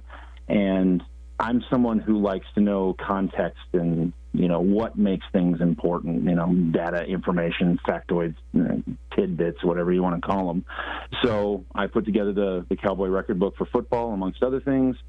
Even after I left the Star, I kept up with that and realized that, this record book doesn't really mean much without context. So I started doing all of Eastern A's football stuff. And then, that doesn't mean much without context. So over the years, it evolved into being all of Class A football. I have interest in other classifications. I've had people ask me if I do Class B stuff. I would love to. It's just that, there's 20 Class A teams, and I try to give each one of them their due diligence. And if I could clone myself, I certainly would, but I try to provide the most information that I can for Class A, and so far getting a lot of positive feedback for it, so I'm kind of proud of it. Well, we love it, because I stumbled upon this Twitter account. Brian Reed joining us on the Rangers Brothers RV hotline. At Red Mule Sports is the Twitter handle. I think it was just a retweet that I had seen, and then I started following it. I was like, man, this guy's got all the stats, and you put some stats, not only just statistics, but put them into perspective. The Southwestern A was great this year, and that's you found a kindred soul, is what Coulter's saying to you about that. No doubt. But Southwestern A was great this year with Dillon, Hamilton, and Frenchtown all advancing to the playoffs, winning playoff games.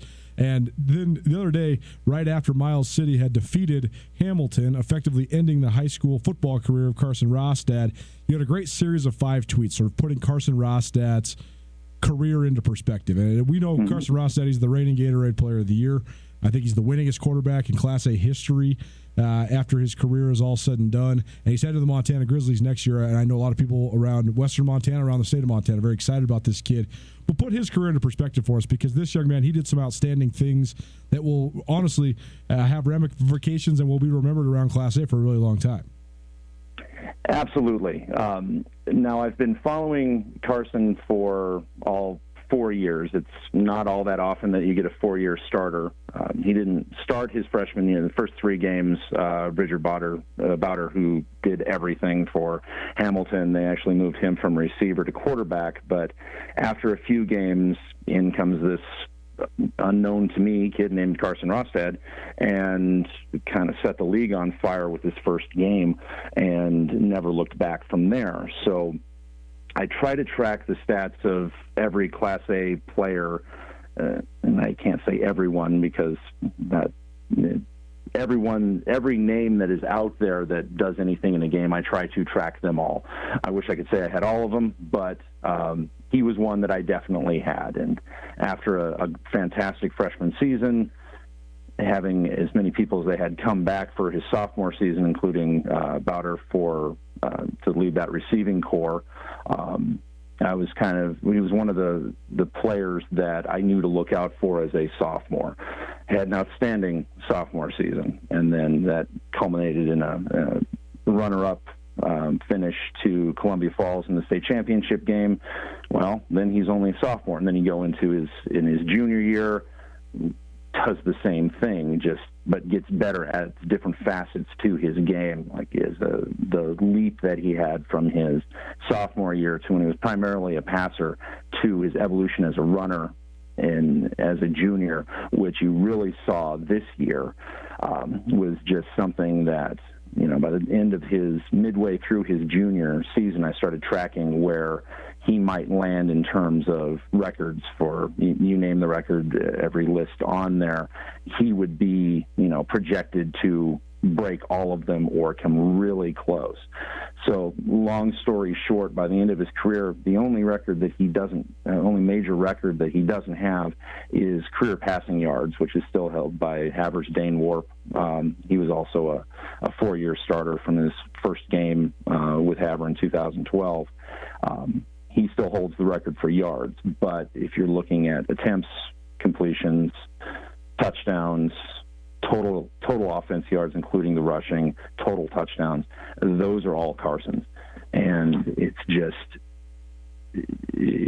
phenomenal to see someone be that consistent with the different supporting casts that he's had through the years, the changeover in receivers, having a different running back each year, and just that offense being as, versatile and productive as it's been. And he's also a full-time defensive starter too. So just one of those truly rare players in Class A football that I think, he'd be a star at the AA level. And he's obviously taking his game to Missoula next year, and I think they're getting a great one. Brian Reed joining us at Red Mule Sports on Twitter. If you are interested in high school sports and specifically Class A, Brian Reed is who you got to listen to at Red Mule Sports on Twitter to go follow him there. Let's talk about this very postseason. Been a very interesting one.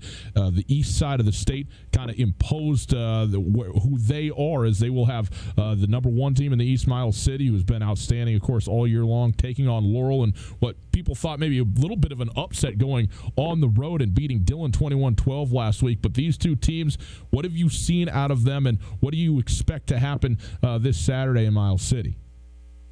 Well, with Laurel, you have absolutely the best defense in the state at the Class A level with Laurel. They don't give up a lot of points. They give up very few yards.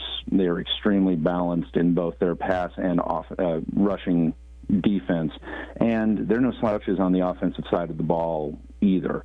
If not for what Miles City did this year, Laurel would be the talk of the East. And that game that they had in the third week of the season was the closest game that either of the two teams had had this year. Miles City ran out to a big lead, and that is 21-0, and then Laurel came back and had a chance to win it on the final play of the game. It was eerily similar, just reversed, for what ended up happening in the semifinal against Dillon for Laurel, except it was Laurel that got out to the big lead, and then Dillon came back a bit and was threatening at the end there. But since then, both Miles City and Laurel have vastly improved from that third game. Both were good at the point that they met, but they have become two great teams over the balance of the season, and you're seeing that in the postseason where they're playing Western teams. And I was as surprised as anyone to see how lopsided those game results were, because Libby had an outstanding team. Laurel destroyed them. Dillon had another outstanding team, and Laurel handled them as well. You see on Miles City's bracket, they were the number one seed and undefeated, but they had a very tough road to get to the championship game, where you have Frenchtown, which was as good as any team in the state, beating them 40-3. That shocked me to no end. And then this game against Hamilton, which I was thinking, if you've got a team that's going for its third straight trip or looking for its third straight trip to the championship game, Miles City handled them. And and it's not that Hamilton, it wasn't really a matter of them not playing well. They did have some turnovers, but they played tough. It's just that Miles City, played that much tougher. There wasn't a letdown from them. And so you've got two outstanding teams in the championship, and it could go either way. I mean, I know a few people might be sleeping on Laurel because they've been kind of under the radar this year. That would be a mistake. Their defense is so good, and their offense is very balanced. They can beat you with the pass, and they can beat you on the ground. They can do a little combination of both, but they'll be Miles City's toughest game this year, and I've said that for the last 3 weeks. But each week it gets a little tougher, and Miles City's in for a real battle. They're not going to get an undefeated state championship easily or at all if Laurel plays the way that they're capable of.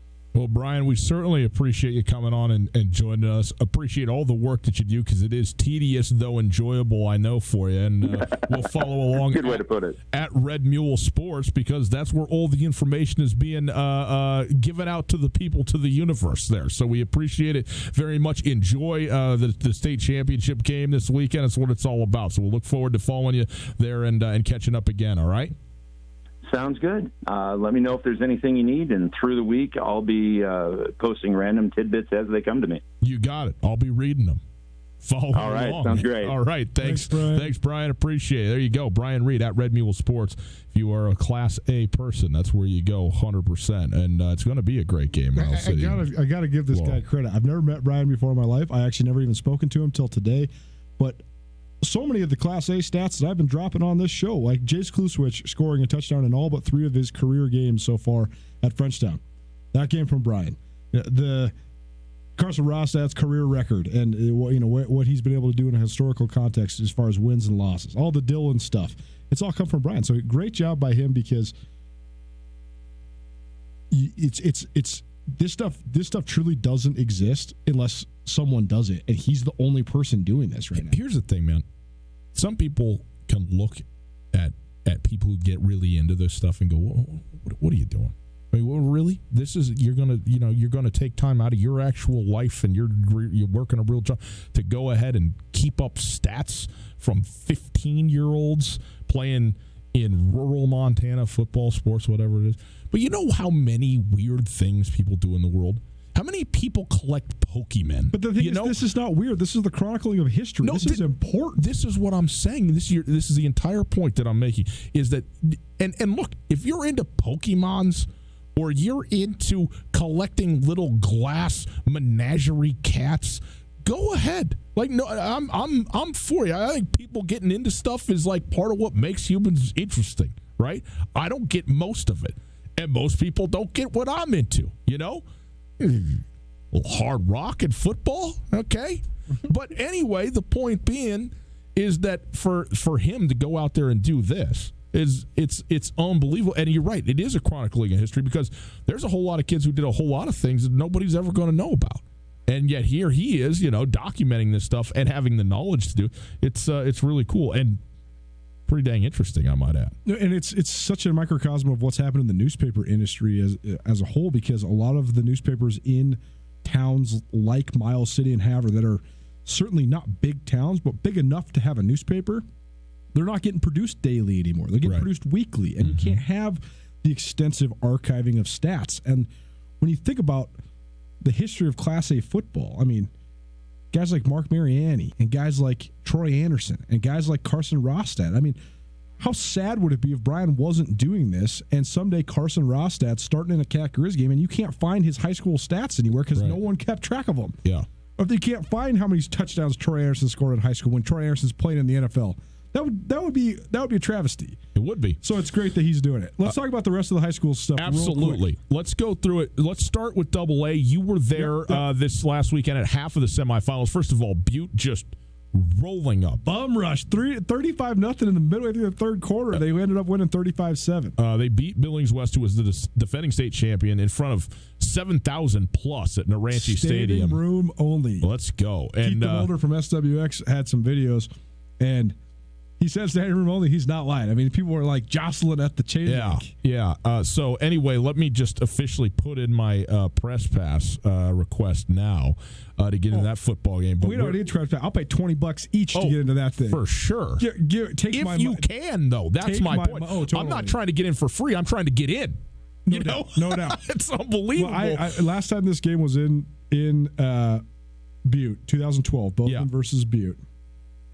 I had the distinct pleasure of standing right next to Mick Dennehy on the chain link fence. And it was just complete happenstance. We did not go together. We just happened to be sandwiched right here. I was like, Coach Dennehy, how's it going? And it was so fun watching it with a Butte native at Naranche Stadium. And then the way that Butte won, not only would I sit there with Nick Dennehy, Jake Dennehy, who I'm actually not even sure is directly related to Mick Dennehy, makes the game-winning field goal. Only in Butte can you be standing next to a guy with the same name as the guy who makes the kick, and they don't even know if they're related. Who even knows? Well, in any case, it's going to be a great game, and they will be hosting, by the way, back in the Ranchi Stadium this Friday, Bozeman. Bozeman, a 28-21 win over Sentinel. Sentinel, a phenomenal year, and Jackson Lee, who, of course, transferred in for his senior year, first time playing 11-man football, had a great season. But give Bozeman credit. They did a really nice job game planning for him, and I mean, you can game plan for some guys as much as you want to. You got to go out and execute the game plan, and Bozeman was able to do that and keep Jackson Lee largely in check relative to what he's done throughout the course of the season. But Coulter, you were at that game, at that state semifinal last weekend or on Friday, and what did you take away from that performance and Bozeman's chances going against the undefeated Butte Bulldogs?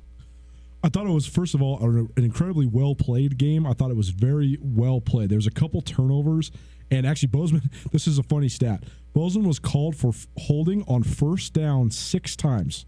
They only had 7 penalties, but they were called for first down 6 times. So they had first and 20 or first and 21 6 different times. But that actually helped them establish their run game and eat up the clock. It was an advantage once they made it an advantage, because it would give them a little bit more room to work. So they started running some counter concepts in the run game, which then set up their zone concepts. But it was kind of just a back and forth, feeling each other out slugfest in the first quarter. And then Bozeman had a really nice drive and punched in a touchdown. And Sentinel had a great response. Dayton Bay, who we had on our show, we interviewed the kid. I mean, he is a very, very slight young man. Such a nice kid, but he's a very slight young man. And when he's out there, you're like, man, this kid's so small. What's going to happen? But he just wings it around, and he gives his receivers such a great opportunity to catch the ball. He's a phenomenal game manager. Gets them in and out of plays, makes the motions that they run happen, and he engineers this great drive, and they tie it 7-7. And then Bozeman's marching back down, and they punch in another one. It's 14-7, but you're okay. And Sentinel gets the ball back with about 1 minute and 49 seconds to go. And I thought they should have just ran out the clock. But hindsight's 20/20, whatever. But they take a shot down the field, and Dayton Bay has Preston Jones wide open. He's beaten Carter Ash down the sideline, and he's got 3 steps on him. But Dayton Bay is hit as he throws, and the ball flutters. Well, Carter Ash leads the state in interceptions already, so you give him a fluttering one, he's going to get it. He also leads the state in punt returns for touchdowns. He's got 4 punt returns for touchdowns.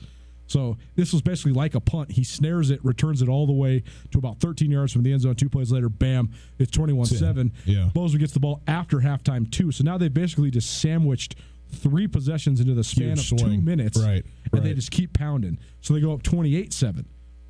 All the credit to Sentinel. They did not fold whatsoever. They execute 2 different touchdown drives. They get 2 different 4th down stops. They stay in it.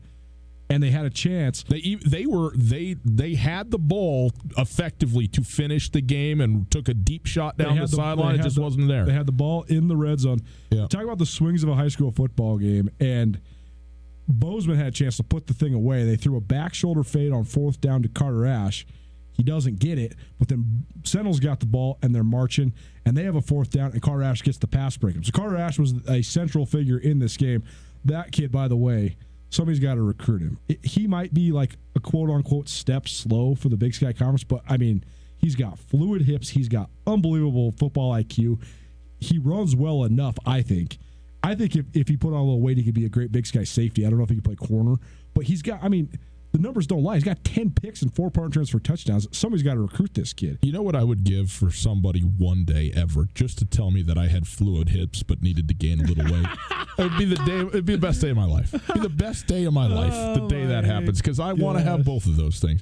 But anyway, so then Bozeman finishes out the game, and it was a great win by Bozeman. I think that Bozeman has some great talent. For people that are listening around the state, obviously, but on our Missoula airwaves that are Grizz people, I got to watch Asher Croy, who's coming to Grizz, and Jackson Lee.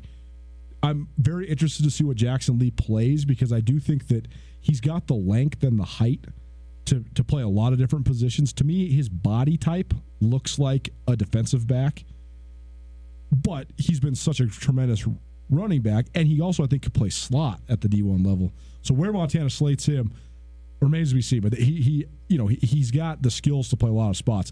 Asher Croy is a great downhill runner. Bobby Hauck's going to love this guy. He's very much in the mold of Nick Osmo. He's not quite as big, but I mean, he had 25-plus carries in that game. He did not fall backwards once. And he's the type of guy that will get you 3, 3, 3, 13. Yeah. 3, 3, 3, 20. They're both seniors. They're both going to be coming to the University of Montana next year. So those are both two really good in-state guys. In Class B, it was all number 1 seeds in the semifinal. Ergo, it's all number 1 seeds in the final. But I don't know if it's the seeds or the teams that we thought. Manhattan Christian. No, just Manhattan straight up. So Manhattan, excuse me. So Manhattan Christian kids can now go to Manhattan. So they have a little football co-op, even though they're in separate Manhattan and Manhattan Christian. Totally. Together, go in, beat Fairfield, the number 1 team in the North, and I think by just about everybody's account, the number 1 team in Class B throughout this entire season, undefeated Fairfield. They lose 25-19. What a win for Manhattan and Manhattan Christian, Manhattan Co-op there. They are going to host now the Class B championship game because Eureka, Lincoln County, a 4-point win over Red Lodge. Talk about a game, 39-35 the final. Both these games, 1-score games in the Class B semifinal, but the championship is set. Manhattan hosting Eureka, Lincoln County on Saturday, 1 o'clock kickoff. I think people for sure thought that one of those two teams, Eureka, was going to be in the championship game. Fairfield's been rolling. That is a great upset by Manhattan. And I think it makes a couple teams that we've covered a little bit more closely feel a little bit better about themselves because Manhattan beat Loyola twice. They beat Florence. I mean, and they were not in the preseason top 10, so people were kind of wondering. But as soon as they went on that little run, when they whipped Loyola and beat them 26-7 in the regular season, I was like, well, man, Manhattan has to be good because I know Loyola is good. No doubt. And so, but the Tigers done a really good job. It's been an interesting program because Dale McQuarrie was there for a long time, and Manhattan had a little bit of a pipeline. They had John Weidenauer, who went to start for 4 years at Montana State at left tackle. Quinn McQuarrie, who was a Bobcat quarterback, turned Montana Tech quarterback, who was an NAI All-American, lit up the Frontier Conference. But Dale McQuarrie, Quinn's dad, he was the longtime coach. He had a great program going there. And then he got a little bit sideways with some of the parent groups, and there was a bunch of arguments about the fundraising dollars, and it was a weird thing. And he basically got forced out. And we're seeing this more and more across the state, regardless of whose fault it is. I think it's really unfortunate. That we can't just have some just amicable relationships for the kids. Dale McQuarrie doesn't have to be coaching in Manhattan, Montana. He's a phenomenal football coach. He could coach a lot of places. Asher Croy's dad, Guy Croy, was at Huntley Project for years. Yeah. Gets forced out of Huntley. Now he's on the Bozeman staff, and they're playing for state championship, so good for them. But we've seen it, Zayna Pitts up in RLE, and it's happening more and more often. And I think that, like you said, not everybody has to get along. And I think if there's stuff that people don't agree with going on, it's good to be passionate about things. But forcing out men that are dedicating their lives and are high-level coaches in small communities, just be careful what you do and be careful what you ask for. But regardless, since Coach McQuarrie moved on, Manhattan had a little bit of a lull. And I think that, justifiably so. You could see why, because he was such a great coach. Well, now they're back. Yeah, they are. And, I mean, Manhattan, Montana, man, it is a sneaky little community. I umpired baseball down there a lot. I spent the night in my van in Manhattan, Montana, once upon a day. The Manhattan School District, I mean, they generally have some of, if not the best, test scores in the entire state every year. It felt very smart to me while I was there. But they also have the rural element of it too. A lot of ranch and farm kids. So you have smart kids who are also ranch and farm tough. And that's why they're always such a great athletic program. They do a great job at that high school with everything that they do. And it's good for a community like that. I'll never forget the Class B state basketball championship when the tournament was at Brick Breeden Fieldhouse when Quinn McQuarrie was a senior in high school. It's the cliche joke, but you could have straight up robbed any store in Manhattan, Montana. The whole town was there. It was epic. And so it'll be interesting to see how this one goes because they don't have to go anywhere. They just have to go right to the high school. They're at home. Good job by Manhattan to get there because Fairfield was a juggernaut. So that's a tremendous result by the Manhattan Tigers. I called a Loyola Manhattan game in Manhattan one night as well. Different night from the night I stayed in my van. I actually drove home from that one. But by the way, that didn't sound good. My car broke down. That's why I was sleeping in the car. Anyhow, I was going to say, if you're on the way to Bozeman, why'd you stop 16 miles? I was actually on the way to Missoula from Michigan, and I had almost made it to Missoula, and the van died. Myself, my wife, our child. You sleep where you fall asleep. It's the way it goes. Class C 8-man, just quickly. Fairview, a dominant win over Fort Benton over the weekend, 48-8. They are hosting Superior Alberton, who's come out of the clear blue, more than the Superior Alberton co-op, but they 44-14 winners over Great Falls Central. So your Class C 8-man championship, Fairview versus Superior Alberton. And in 6-man, Westby Granora, not quite enough to get by Webo, the 2 seed out of the East. Webo is going to be in the championship game, and they are on the road at Jordan, Garfield County. Winners over Big Sandy, 55-25. So there you go, Jordan and Webo for the Class C 8-man championship. Love it. Love everything. The more about things change, the more they stay the same. Webo's playing for another one. Of course they are. Of course they are. It's Tutel Nuanez. This has been our Prep Extra segment. Is brought to us by the Farmers State Bank. Hey, how are you going to finance Christmas this year? Forget the high interest credit cards. Apply for a holiday loan from Farmers State Bank. You can get fast approval times, low interest rates, easy payments, OAC. Okay, that's a much better way to go for Christmas this year. Use the Farmers State Bank. Quick break. Come back. Monday Night Football and some tickets to Eve 6 next. Ready, set, shop. Have you looked at the calendar? It's time. Forget those high-interest credit cards. Apply for a holiday loan from Farmers State Bank. Holiday loans feature low monthly payments that are easy to budget for. Upon approval, you'll have the cash you need for a holiday to remember. Whether it's shopping, travel, whatever, get the details and apply today at Farmers State Bank, your Montana bank since 1907, an equal housing lender and member FDIC.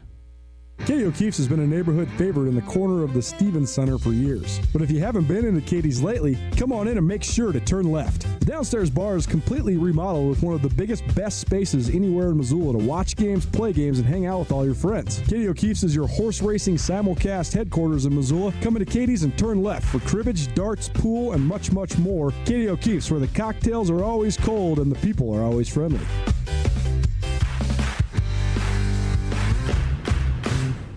Black Friday is coming, and for the hunter or gun enthusiast on your list, the best Black Friday sale is once again at Selway Armory. Selway Armory's annual Black Friday sale is the stuff of legends, with tons of inventory at and even below cost. Put Selway Armory on your schedule and get there this Black Friday and Saturday for the sale of the year on firearms, ammunition, and accessories. Get to the store at 2825 Stockyard Road, Unit E6 behind IHOP on North Reserve. Selway Armory's Black Friday sale, the best there is. No matter how far you may go, there's always one just down the road. Town Pump, who pump it up. Burritos and beer, they just go together, don't you think? Stop by your local Town Pump and pick up a 24-pack of Pabst or Rainier for only $17.99. And grab a couple of burritos from the deli, 2 for $2.22. Make your stop fast and convenient at Town Pump, right down the road. Town Pump, right down the road. Pump it up, yeah.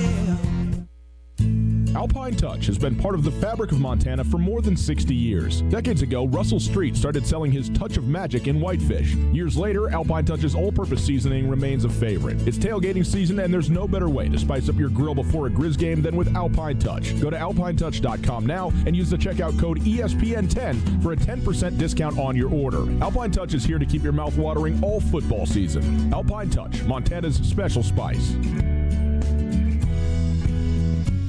Have you been in an accident and have no idea what to do? I'm here with Catherine from the Advocates Injury Attorneys. Unfortunately, people are injured in accidents every day, and dealing with the insurance company can add even more pain to an already bad situation. That is where hiring the advocates can help. Let us guide you through the process and take on the hassles for you so you can just focus on getting better. If you've been injured in an accident, give the Advocates a call, 406-640-4444, or online at montanaadvocates.com. The Advocates are on your side. If it matters to Missoula, it matters to us. Ryan Tutel and Colter Nuanez on 102.9 ESPN Radio.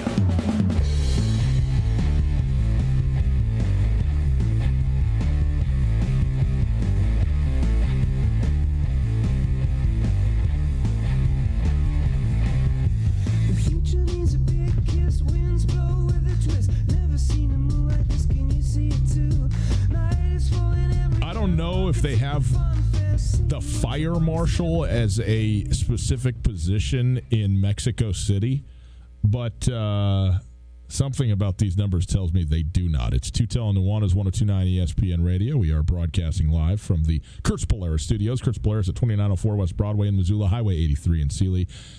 Go there.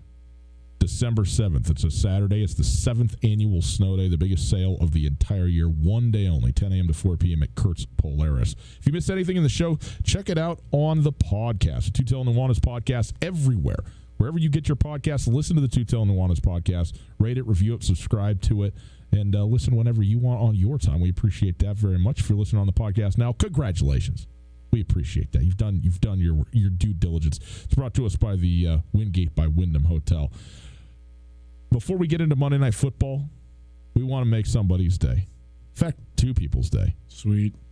Boys and girls, Eve 6 is coming to Missoula, Montana. That's right. That Eve 6, the band, the one and only, Top Hat, Wednesday night. Going to be there at the Top Hat. 329-1899. Call right now. 329-1899. Caller number 2 to 329-1899. You got a pair of tickets to go see Eve 6 at the Top Hat in Missoula.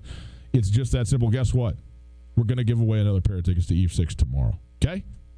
Wednesday night. It's always a good night to be out in Missoula, but this Wednesday in particular, go see Eve 6 at the Top Hat. Coulter, tonight, Monday Night Football. The Chargers and the Chiefs, the 4-6 Chargers versus the 6-4 Chiefs. Of course, the Chiefs do have their MVP quarterback back. How far do you think Patrick Mahomes can throw the football at 40,000 feet or whatever it is that Aztec Stadium's at? So here's my confusion. Here's why I question the fire marshals in Mexico City. The listed capacity of Azteca Stadium, Estadio Azteca, as it were. Nicely done. 87,523. Huge stadium. I mean, it's a biggie. It's a biggie. The record attendance, 119,853.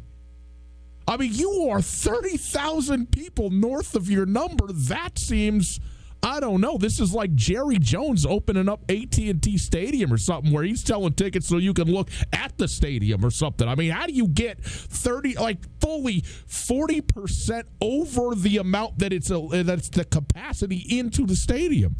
That's a remarkable thing. Dangerous, I might add. Isn't that Mexico City in a nutshell? I mean, I've never been. I haven't gone yet. Mexico City is either the largest or second largest city in the world. It's right? I think it's the biggest. It's like 50 million taken in its total. It makes me anxious to even think about that. I can't even comprehend that. I met a gal once from eastern Montana, from a ranching family, and not just a ranching family, but her whole life in eastern Montana. And she met and married a guy who was a friend of mine. And she could not. I shouldn't say she could not. She did. She found a way to do it, but really struggled to deal with the number of people and the traffic in Ronan. Now I am wondering, and look, I understand, but when you go to Mexico City, you better be a lover of people, man. You know, you better be a lover of people. Fourth is what David's telling us. Fourth on the global numbers in terms of population. It's amazing how things like that can ebb and flow, because Mexico City for sure was number one at one point. For a long time. But Tokyo has upwards of 40 million people, I think, now, or at least close to.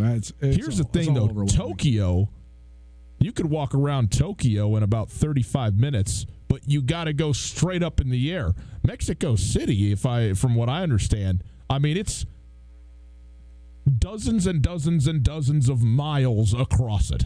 I mean, it's just gigantic, this place, Mexico City. I can't wait to go. It is on my list. Man, I don't know. You and I have a mutual friend who rode his bike from Canada, the Canadian border with the United States, to Guatemala, and rode through Mexico City. And I got to think, you are taking your life in your own hands, riding on the highways and byways of 50 million people or whatever it is through the heart of Mexico City. He said it was one of the scariest he's been, just simply from the traffic/bike situation. Well, you could have gone around it, probably an extra 3 days riding, but what do you care?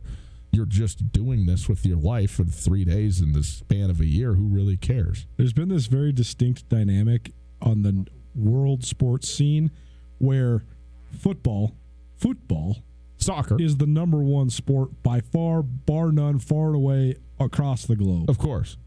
And we've seen the way basketball has grown and is probably number 2 now on the global scale. And the presence of the NBA in places like China, the fact that there's international stars all across the NBA. I mean, what did I read? I think like 20% of the league is international players now. I mean, 1 out of 5 guys. I mean, everybody has 2, 3, 4 international guys on their roster. Everybody does. Yeah. Some of the great players in the league are international guys, and that's been cool. But all of a sudden, and I wonder if there's going to be a massive tipping point, we're starting to see football, American football, outside of America. I read an article in the Wall Street Journal this morning. They estimate that there's between 20 and 22 million Mexican nationals that say we love the NFL. I am a passionate NFL fan. Well, you add 20 million here, you get somebody going over in London, and you get Western Europe involved, and how does this thing explode? You never know. But capturing the global scale to an already unbelievably lucrative economic engine that is the NFL, it could be pretty crazy. Aztec Stadium, by the way, 7,200 feet. I mean, 2,000 feet higher than Mile High. So good luck, even though it's not. Maybe Patrick Mahomes will try to throw it to Arrowhead. That's what I'm saying. I mean, he's just gonna let his that foot thing doing? rip. I haven't watched the Chiefs in a couple weeks. Who cares? His arm's fine. He completed a sideways jump pass. It does affect him, though. Not him. Doesn't affect him. It affects everybody else. It does not affect Patrick Mahomes. The Chiefs, 5.5-point favorites against the Chargers. Who you got? Man, it's such a crapshoot considering where the game's at. Who knows who's going to react better to the atmosphere? I mean, sometimes like these London games, we see teams just lay an egg. I got the Chiefs though. Still, it's not even close. It's the Kansas City Chiefs. Boys and girls, have a wonderful Monday evening. It's been wonderful to be with you. We'll be with you all throughout the week with all things Cat Grizz in Bozeman Friday. We'll reel it in till then. Good night.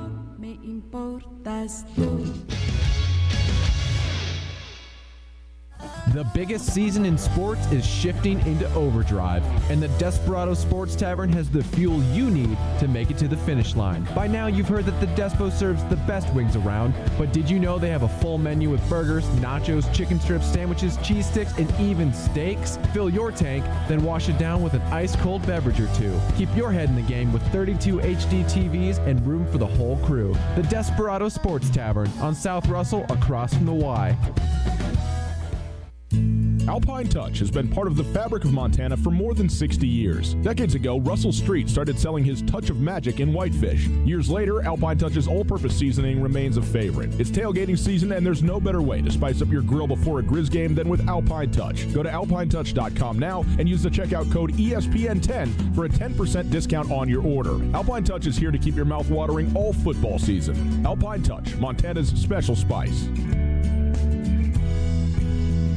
Hey, Colter Nuanez from Tutel Nuanez. If you need a great place for a Christmas gift, I got a spot for you. Aspen Sound in Missoula. They got all the hookups for everything you could possibly need for your vehicles. What are some of the sweet things you got going on down there, Tom? Thanks, Colter. You know, Apple CarPlay and Android Auto have sure been popular this year for safety and convenience. You can do text messaging, maps, pretty much everything you need, phone calls, music, everything right from the touch of your radio.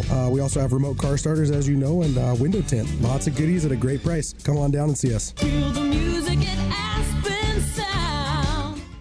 This is Mike Nugent with Berkshire Hathaway Home Services. Berkshire Hathaway provides Western Montana with full-time real estate professionals for you whenever you need us. Our reputation as the state's most knowledgeable and available real estate group has helped build unmatched trust in the Garden City and statewide. If you have been thinking of making a real estate move in the short